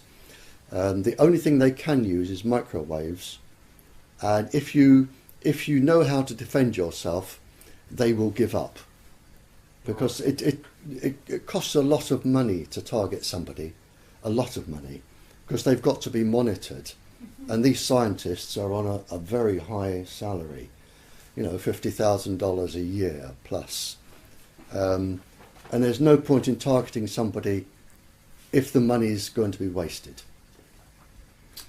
So if you put up a fight they will leave you alone and go to somebody else. What if you think you've been left? I found that they have stopped doing some of these more blatant things and they're doing more subtle things, which of course in the long run is worse. To have something subtly done, subtly being affected behaviorally or physiologically. Oh yeah, they will. They will do. Sure if they're being. Yeah, I mean, there's nothing a scientist likes better than a good challenge. Mm-hmm. So if I'm targeting you and I know that you know I'm doing it, and you decide to counteract this, I'm going to. And this is like a crossword puzzle to me. This is now it's a game. Get down and dirty. It's a game, and I'm going to think, okay, let's see how clever you really are, and I'm going to do this.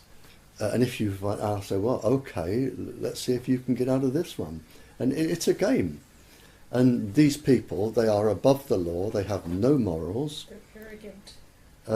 Arrogant, and they cannot be taken to court.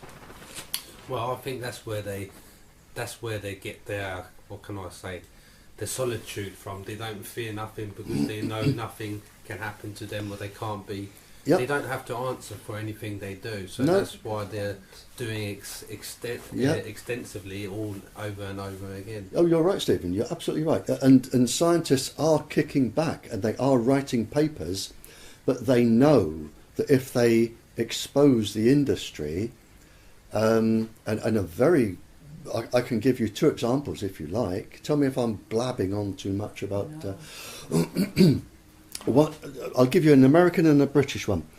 In this country, a scientist asked to see me, and he said, "I've had a really bad problem, Barrie," and he was at a top. Still is a top government scientist, and he said, "I've just done an experiment, and this is to do with Tetra."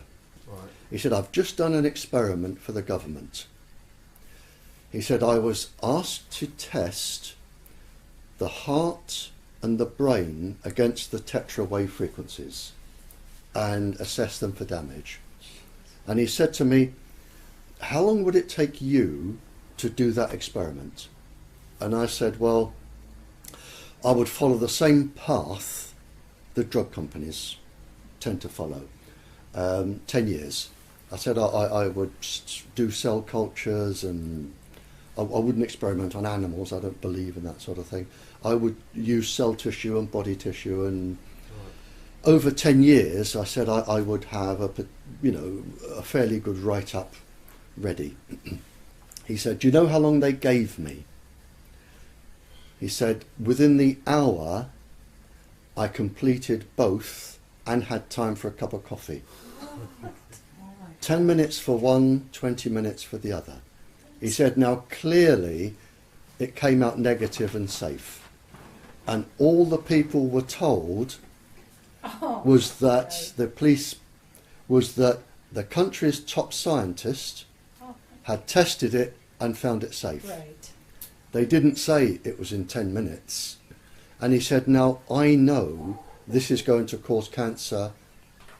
What can I do?" Wow. He said, "I've got a kid at university, I've got 2 kids at college, I've got a huge mortgage. If I breathe a word of this, I'm going to lose my job and I'm never going to get another one." He said, I've painted myself into a corner. He said, "I've done nothing wrong. They gave me the directions, I did the experiment, I've given them the result." He said, I know morally what they're going to do," he said, "but I've got my family to think of and I don't know what to do." And I said, "Well, I can't advise you. You must do what you think. I know what I would do, but I don't know what you would do." And he kept quiet, and he let it go through. So that's what's happening. That's And he thought of his girl at university and his kids at college and thought, this is where my priorities lay. That's one example. Another, I think, and I've met this gentleman, I stayed in London with him, is George Carlo. Your American Professor George Carlo. He did probably a 10-year experiment for the industry. He did a 10-year experiment for the industry. He found that microwaves caused cancer. They said, we're not going to publish. And he said, well, you must, because people need to know this. Sure. And they said, no, we've decided not to publish. And he went ahead and published anyway. Oh, yeah. Lost his job, lost his research job, had his house burnt down. But he had a book that came out. George Carlo, he's did very sell, famous. called Cell Phone or something. Yeah. I might be thinking of Yeah. something. Do you know how it's spelled, Carlo? No, Carlo, Carlo, George Carlo. Oh. George Carlo. He now runs a consulting, electromagnetic consulting organisation in the United States. He's based in California, I think. And he now spends his life taking on the industry. So if young people are going to go into science, they should maybe avoid having children, because the children, your children, you want to provide for them financially, and then they're more likely to keep quiet. Yeah, but I mean, it just gives an example of what the industry is capable of doing. Another one in America, a very famous man, Henry Lai, L-A-I, professor. University of Washington, ran the whole university research department. He was advised not to talk, he did, and overnight he lost his University of Washington research department. Overnight.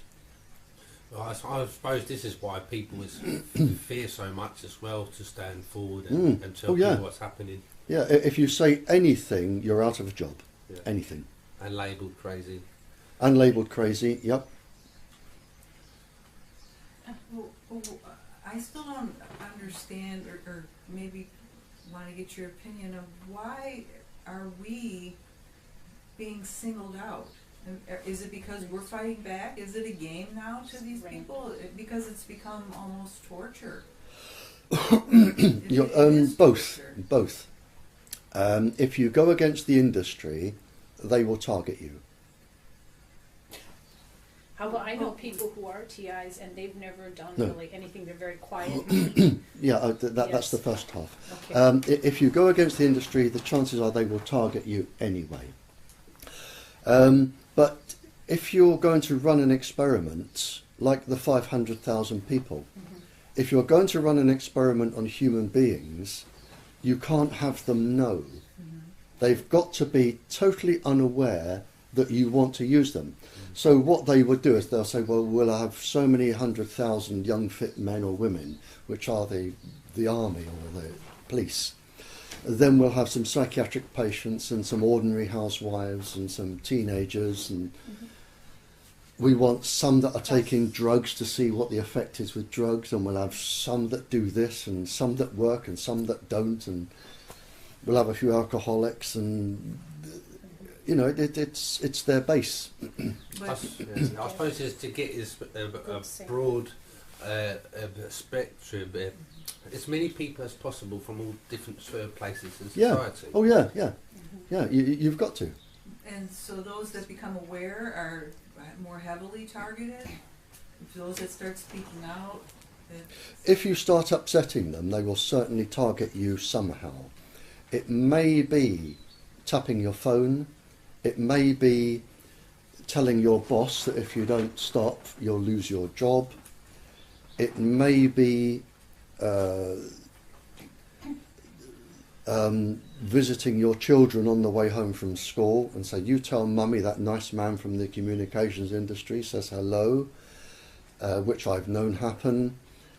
It may be they will follow you, they will let you know, just to stop you going after them. Yeah, I feel that maybe there was someone working covertly who let some of us know, because I really don't think I'm that smart, and I just started sensing things, figuring out things, and I don't know if that person put some sort of algorithms tweaked in to HARP or whatever they're shooting out to let us know and do us a favor on the one hand, because otherwise my life would spiral out of more and more, I would have more and more personal problems with this stuff affecting me. Yeah. So. But they will also target your computers. You will have computer problems. They have the ability to download everything in your computer, which is one of the reasons I don't have one. If you have a computer, they can download every single thing, even the things encrypted, like your bank statements and your personal. They can download the whole lot, read it. They can change it if they wish, and they can put it back, and they can put it back with anything they want.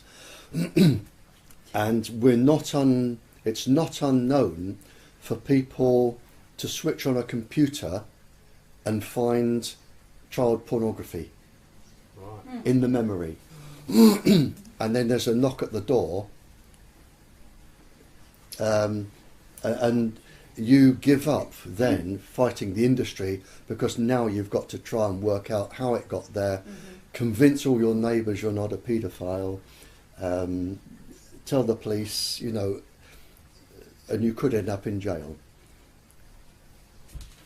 Right. So do they need to get on your computer, as you said? They don't need to connect. They don't need to do that manually, obviously. No. Do they need to turn on your Wi-Fi, or can they do that from a remote? They can do it from a remote. They can turn your Wi-Fi on from a remote. But they can get you anywhere they like with a computer. Okay. I mean, even if you've accidentally answered an email or one of these things and it's a sex site, and even if you've cancelled it, it's still there. It's in the memory, it's in the hard drive. And all they've got to do is knock at your door and say, "Excuse me, Mr. Stephen, you've got pornography on your computer." And you say, "Yes, but I deleted it." And they say, "Ah, but it's your computer, and you've got," it's like having stolen goods in your house. Where you're being implemented. And it's on the newspapers, dunk, dunk, dunk, and your reputation's finished. Oh, that's classic character assassination. Yeah. These steps that I've gradually found out, this is what they do straight away. They label you as crazy, label you as a murderer or terrorist or paedophile, absolutely. as you said, and sometimes label all things together. Yeah. So one thing doesn't work out for them, they've got so many other things to fall back on that your character and your friends and your family is going to be lost until you can actually prove these things are going on. And people that may think something's wrong here, we've known him for years, he's not like that. But they are either intimidated or being brought off. And this is what I found personally. Absolutely. I mean, we've had, when I was invited to speak to the Welsh Parliament. I've addressed several parliaments.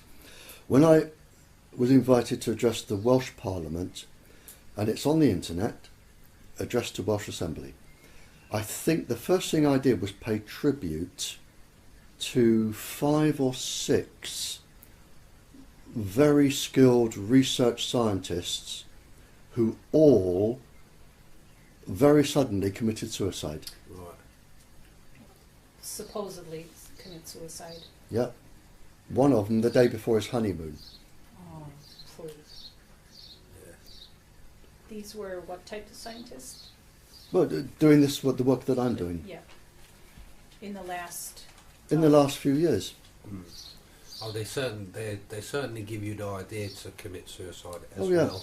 As I say, George Carlo had his house burnt down. Henry Lai lost his job. I'm trying to think of the chap in Sweden. What's his name? Johansson. Olli Johansson.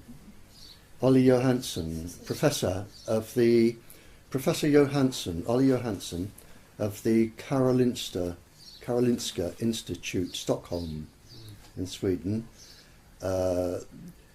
he sent a message out just last week to say his computer is being interfered with, and he's being targeted, and no mail is safe. That's the story of most of us. Yeah. It goes in stages. Yeah. And then we become electronically harassed. Yeah. Right. Can you hear that?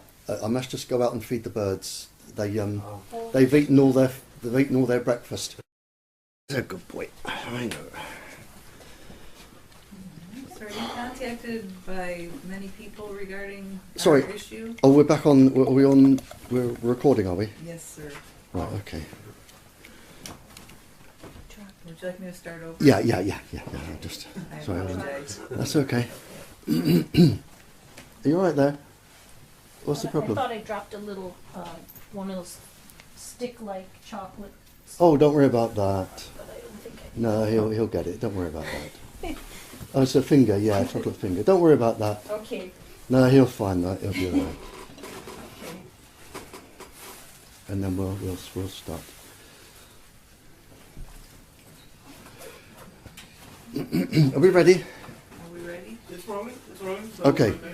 Do you hear from other people like us who are being targeted? I have around 900 communiques a week. Usually by telephone, because I don't have a computer.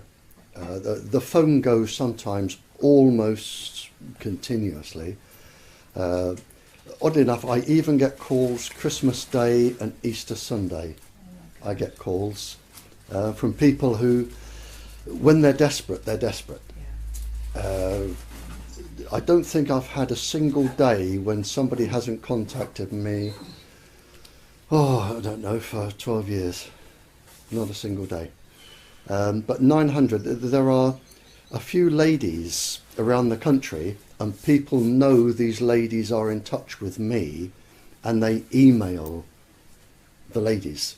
Oh. They send the ladies emails, and the ladies can collect up the emails, and they put them in envelopes and send them to me. So 2 or 3 times a week I'll get a big brown envelope through the door, and it'll be a whole batch of emails, but it works, you know. It's and some people, like in Africa, a township, they clubbed together, because you have to pay for emails, they clubbed together to send an email to a lady who posted it to me for help. You know, and then I can sort of send the message back, or I can, you know, I do whatever I do. So I have what I call an overseas box. I don't accept gifts or money or anything, but when I visit a country, if there is anything left over from the travelling expenses, what I do, I say, you have £20 left over that I didn't spend at the airport. Right. Can I put it in my overseas box? You know, and they say yes. You know, and that goes to Africa and India and photocopy and stuff like that. So other people, many targeted people in Africa as well? Quite a lot, yeah. There's quite a lot of people being targeted, and just a lot of people who are just electrosensitive or being made sick. Just, you don't have to be targeted. Just, you know, we know that probably a minimum of 1/5 of any country's population are going to be ill without being targeted. In the future, or well, or it's usually as soon as you switch the transmitter on, it's instant. It may take 18 months for all the symptoms to show. It may take 2.5 years, but we know that 1/5 of a country's population are going to be ill within the first 5 years. really? And we've got 14 very long epidemiological studies to prove that, and 2 of them by the industry themselves, when they actually said these microwaves can cause cancer. And still no government listens. Well, no government wants to turn them off. No. They're too useful. There's too much money, too much information. So the government are painting themselves into a corner.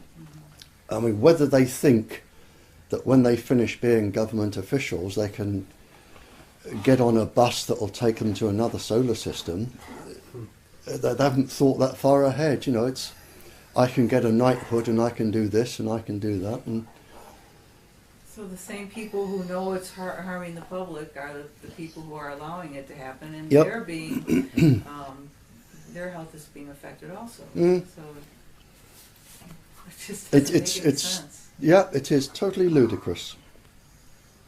Do you feel yourself you're being targeted in any way?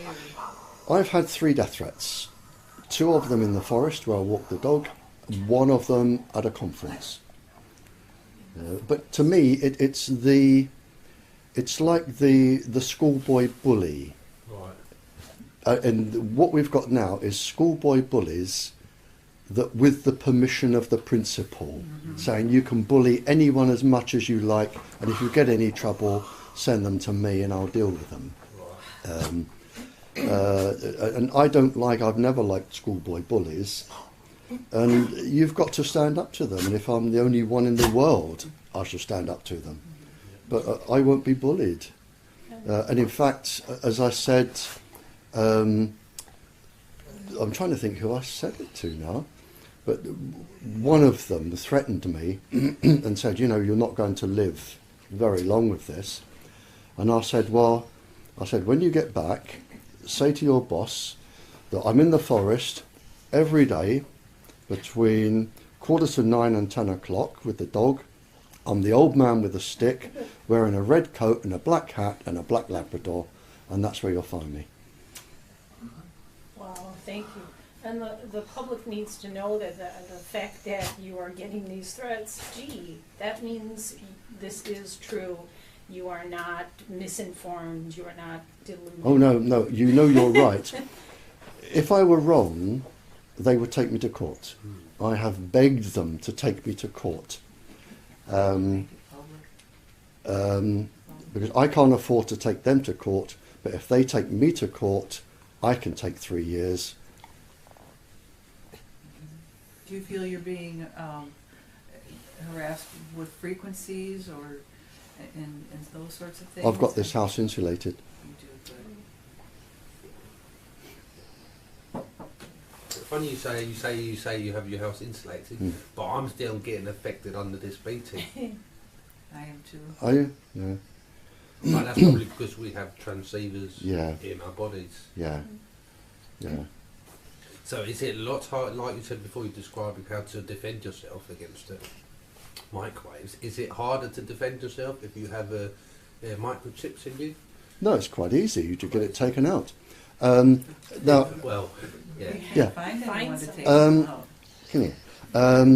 If you think he's got a chip inside him, in case he gets lost, or now, if he got lost, and he'd be taken to a vet. Yeah. The vet has a reader, a little transducer reader, or big transducer, that they put over the body, and it picks up the transmissions. Sure. Okay.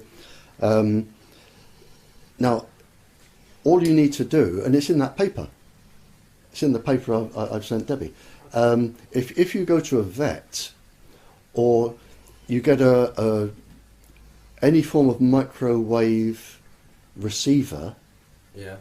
and run it over your body, if you're transmitting, it'll pick it up. Right. So if you get a reader like the vets have, they're very good, those things. If you've got a friendly vet, just say, look, don't run it over the cat, run it over me and see what you can get. Get the reader run over your body.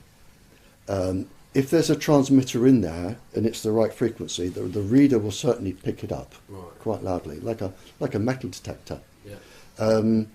You can use a metal detector, you can use a microwave detector, you can use a reader. Run it over the body. When it beeps, you'll know where it is. Yeah. When you know where it is, what you've got to do is get that particular part of your body x-rayed. Sure.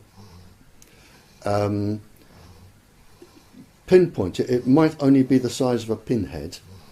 Get that part of your body x-rayed. Then what you've got to do is find somebody, a doctor, that will take it out. Right. Under, local anaesthetic. Sure. Take it out. And once you've got it out, then you've got a case you can win. But until you've actually got it in your hand, you won't have a chance. you haven't got a chance. No. They'll say you're mad. But if you take it out and you put it under a microscope, any school microscope, and have a look at it, then you've got a case. Right, okay. Because there's only probably one time in your life when someone's had that access to your body. Yeah, you can narrow it down. You can narrow, your medical records will narrow it down, and it's quite easy to pinpoint the person. Okay. Like an anesthesiologist? Well, I mean, if let's say one is found in your shoulder, there can only be probably one time in your life when that particular part of your shoulder was operated on or treated. But someone could have covertly come in when the doctor left the room, and someone who was ostensibly an anesthesiologist or a nurse or something, and then they just put a little tiny rice-sized something. You may not get the individual, shot. but you'll get the actual time and place. Yeah. Yeah. But it can be done. They can be read, they can be found, they can be located, and they can be taken out. I mean, just a minor surgery, what we call minor ops here, minor surgery. Any local doctor will numb the skin and just take it out. And once you've got it, then you have your legal case. Right. One more question to follow up. There's no problem with questions. Go. Okay. If you now I know I'm chipped myself because I have checked myself and I've come up positive, and I have a chip here, in my forehead, on each side of my head, and each side of my jaw, and the lower back here. So what does the different places where the chips are placed, what effect does it have, and what different kinds of chips are there? Well, you've got 639 muscles, so they can affect any of those muscle groups. Right. You've got all of the nerves running around those muscles, so they could affect the nerves. They could be near the endocrine glands, that would affect the secretions. Right. That could make you hyperactive, or go the other way, it could make you suicidal. You can actually affect somebody any way you like, really. Really. So if this is your frontal lobe and you have on each side, that's your whole brain pattern, really. Oh yeah. So that means they're going to have control over your thought, over your vision, over your sleep. Yeah. Have you seen the list I've got of all the different frequencies and what they can do? No. Do you want a copy? Yeah, for sure. I'll give you a copy. Yeah. If I show you the list, I'll get it in a minute. Before you leave, I'll give you a copy of the list of all the different frequencies that are known and practiced and work. Okay. And you can see, in fact, some people, when they look at the list, they can think, well, they make me do this, and you can actually see the frequencies that you're being targeted with. Yeah, I'll be much grateful for that. I'll give you, it's only on a single sheet, I'll give you a copy. Okay. It's the only copy in the world, not piece of paper, it's the only list in the world. Yeah, no, I got I compiled it from years and years of government research. And then when I realised how secret it was, the first thing I did was put it on the internet. Right. But it's on the internet. But Oh, I'll give you a copy. Okay. Many victims are finding they're emitting or radio signal from their jawline. Yep. Is there a reason why it's always? Is it because it's close to the ear? No, it's because of the teeth. The teeth. If you have the old fillings in your teeth, the mercury, or the amalgam fillings, the metal-based fillings, they make transmitters. So what you need, if you only need a tiny, tiny transmitter around the salivary glands, they transmit to the teeth. The teeth then can act as big transmitters. Right. Especially if you've got metal in your mouth, you see, they're laughing. That makes sense. Yeah, and then they can transmit to the brain through the teeth. Oh my gosh. Through the nerves. Yeah. Okay. Yes, metal. I have a question. We seem to have discussed how a problem is that if people try to talk about this, they can get death threats. Absolutely, Or, yep. or other, Yep. or they can lose their job. Well, it seems that now it has gotten so widespread, military, but now it's in the cell phone industry and satellites, maybe HARP, so widespread, universities, that why can't they stop the unrelenting defensiveness? You know, if people are to talk about it or try to convince other people or to have lawsuits, you know, any one of those institutions, government or industry, could say, well, no comment, or we didn't do it. You know what I mean? Why is there just still this continual heavy intimidation? How long can they deny it? Well, Yeah. I've got a legal case coming up in the United States,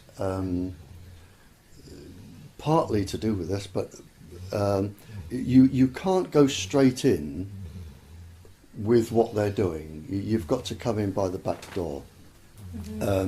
Now, we've got this, it's a highly publicised case. I'm one of the scientific witnesses, and only a couple of months ago I was in London with 3 of your lawyers. This is the case going on in Oregon with the little girl who doesn't want to be microwaved. And she's taking on the industry. And the industry have said, well, take us to court. And Daddy is a lawyer and his best friend is a lawyer and they have law firms. And she said, fine, this is my interpretation, you know, I'll take you to court. And she has. And a few months ago in London, the industry's lawyer came over to interview me and another scientist. I think he's interviewed me for 5 hours as a preliminary. And the little girl was there, and her 2 lawyers were there. It's what you call the deposition. He came over and asked questions, and they've all gone back. We're just waiting now for the court date. But once I can get in court, I can blurt all this out in court. Yeah. But until you can, there's not much you can do. And I don't know, if it doesn't get to court, then the world isn't going to know again. No, I think that's what we really need, or the people need, in altogether. It's a few cases to break the ice, so the people and the court system knows that these things are going on, and there are possibilities to trial these people in court. Yeah. I mean, at the moment, people are too busy. They're too busy keeping their families together, holding on to a job, paying their bills. The stress of life anywhere is so great at the moment that people can't stop their lives and put everything in jeopardy to take on the most powerful industry on the planet. They can't do it. even if they could, they probably wouldn't want to. It's down to people like you and me, and a few others, Just trying to get to try and get the word out. But we're getting there, but it's going to be slow. As I say, it took 30 years to stop X-raying pregnant women, and 20 years to get cholera recognised, and 30 years to try and get smoking after it was known to cause cancer. So nothing happens quickly. No. Do you have any questions you'd want to ask us as victims of this? No. Okay. I know exactly what you're thinking. I know exactly what you would answer. I have spoken to hundreds and hundreds and hundreds of people. It's sort of a question to you and a Yeah, comment. that's that, okay. There was a document, and it was called something like Selected Bioeffects of Some Non-Lethal Weapons, and it was supposedly became unclassified. And in this document, they talk about how some of these technologies or weapons affect elasticity of the skin of cells, and some cause epileptic-like waves in the brain in an effort to entrain the brain. Now, I was really somewhat happy when in 2007 I had an EEG. I have never in my life had a seizure, but the EEG showed epileptic-like wave spikes. Mm-hmm. And now here's a funny thing: unless the people doing this to me have done this to quote unquote play me, someone's told me about something called Lyrica. That's the brand name, and it's for fibromyalgia, which I was experiencing along with chronic fatigue. But anyway, and when I said, okay, I'll try the medication. And when there's a whole printout about what the medication can do and then what some of the side effects are, I was really surprised to see this. It said Lyrica for fibromyalgia, blah, blah, blah. And one thing it said was it may help block or prevent some types of seizures in the brain. And when I saw it, I was like, wow, because I don't know anything about the whole field of seizures in the brain. But when I saw that, it was strange, and I do not know if I still take Lyrica. I do not know if it helps me, because I have friends who seem to have worse things happening to them, although I do have my share. They can make me tired all day when it's time, as you know, you've probably heard it all. When it's time to go to sleep, with a flick of a switch, I feel 100% better. So what would you think about that possibility? That's what I kind of asked you before about possibly substances which can protect on a cellular level. Right. Your brain has, in terms of fits and epilepsy, your brain has a feedback loop. Granule tissue, basket cells, and mossy fibres. Mm-hmm. Mossy fibres, granule cells, basket cells, the three of them. Now, those three components make up a feedback loop.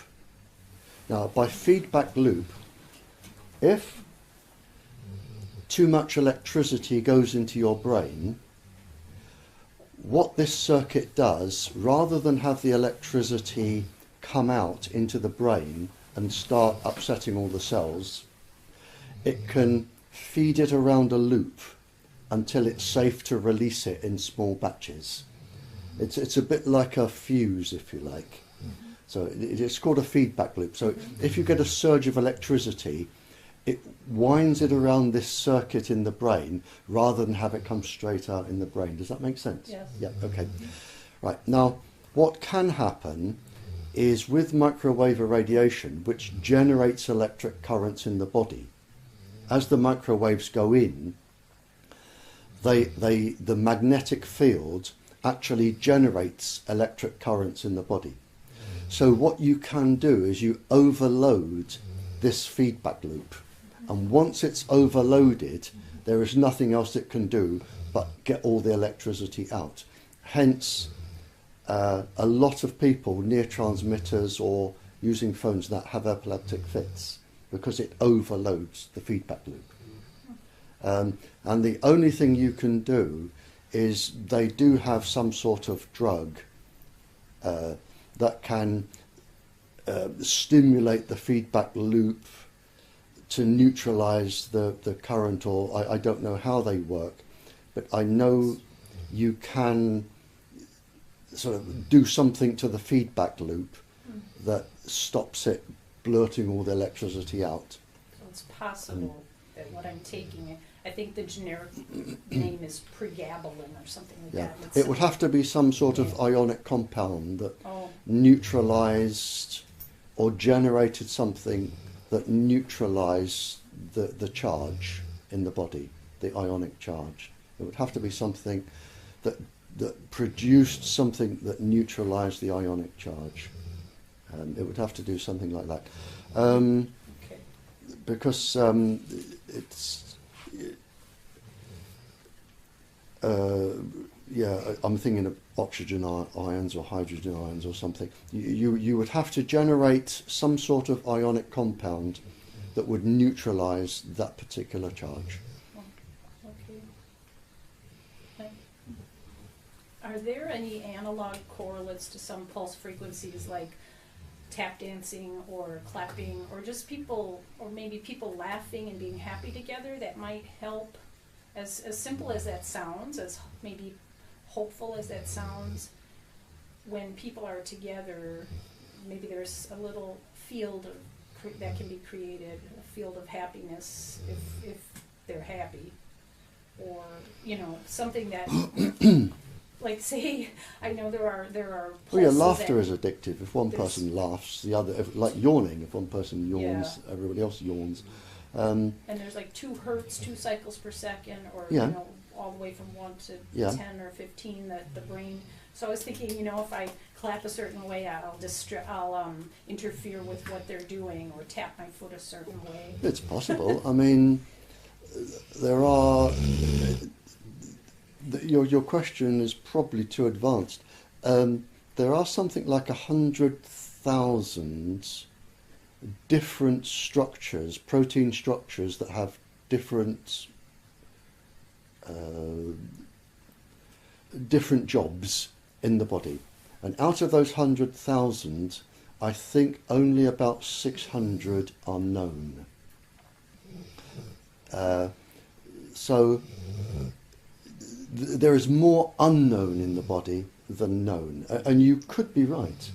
And if it works, then you need to write a research paper on it.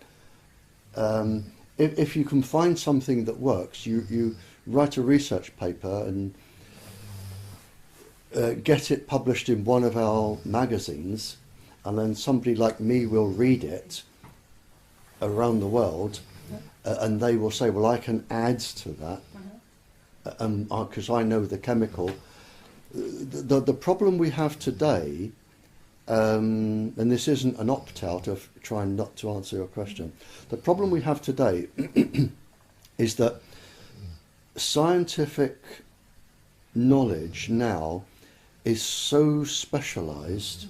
There was a time when I was teaching science, I could teach chemistry and physics and biology and botany, and now scientists coming out of university will probably only be specialised in one structure of a leaf. They probably couldn't answer questions about the rest of the leaf or the tree or the bark or the insects. It is now so highly specialised, like in photosynthesis and whatever. So, and there is so much knowledge now. There are something like 50 million scientific research papers now published in everything. And not enough holistic or interdisciplinary. And you now, if you're an expert, you can only be an expert in the tiny, tiny, tiny little fraction of those 50 million papers. And this is the problem. And I remember talking to a scientist who designed aeroplanes once, and he said there was a time I could design the whole aeroplane. He said, now with people with my qualifications, may only get to design a nut and a bolt that holds a part of the engine together, because it doesn't decay and it doesn't metallurgically do this or that or the other. He says we might only now do a nut and a bolt, and he said we certainly couldn't do a wing. No scientist could possibly do a wing for an aeroplane. No way. Really? Why do you think the system and the school system have evolved this way? That people could only do fractions of what they used to be able to do. Well, it's just knowledge. Knowledge grows. You know, I mean, when you go to university and you do a degree, you spend the first 3 years learning what everybody else has learned up to that point in time, as some of you may know. Then you spend the last year doing new research that hasn't been done before. So every single university student is doing a dissertation in something that hasn't been done before. At a master's level. And then that's published. That's where your degree comes from. The first bit is just really learning.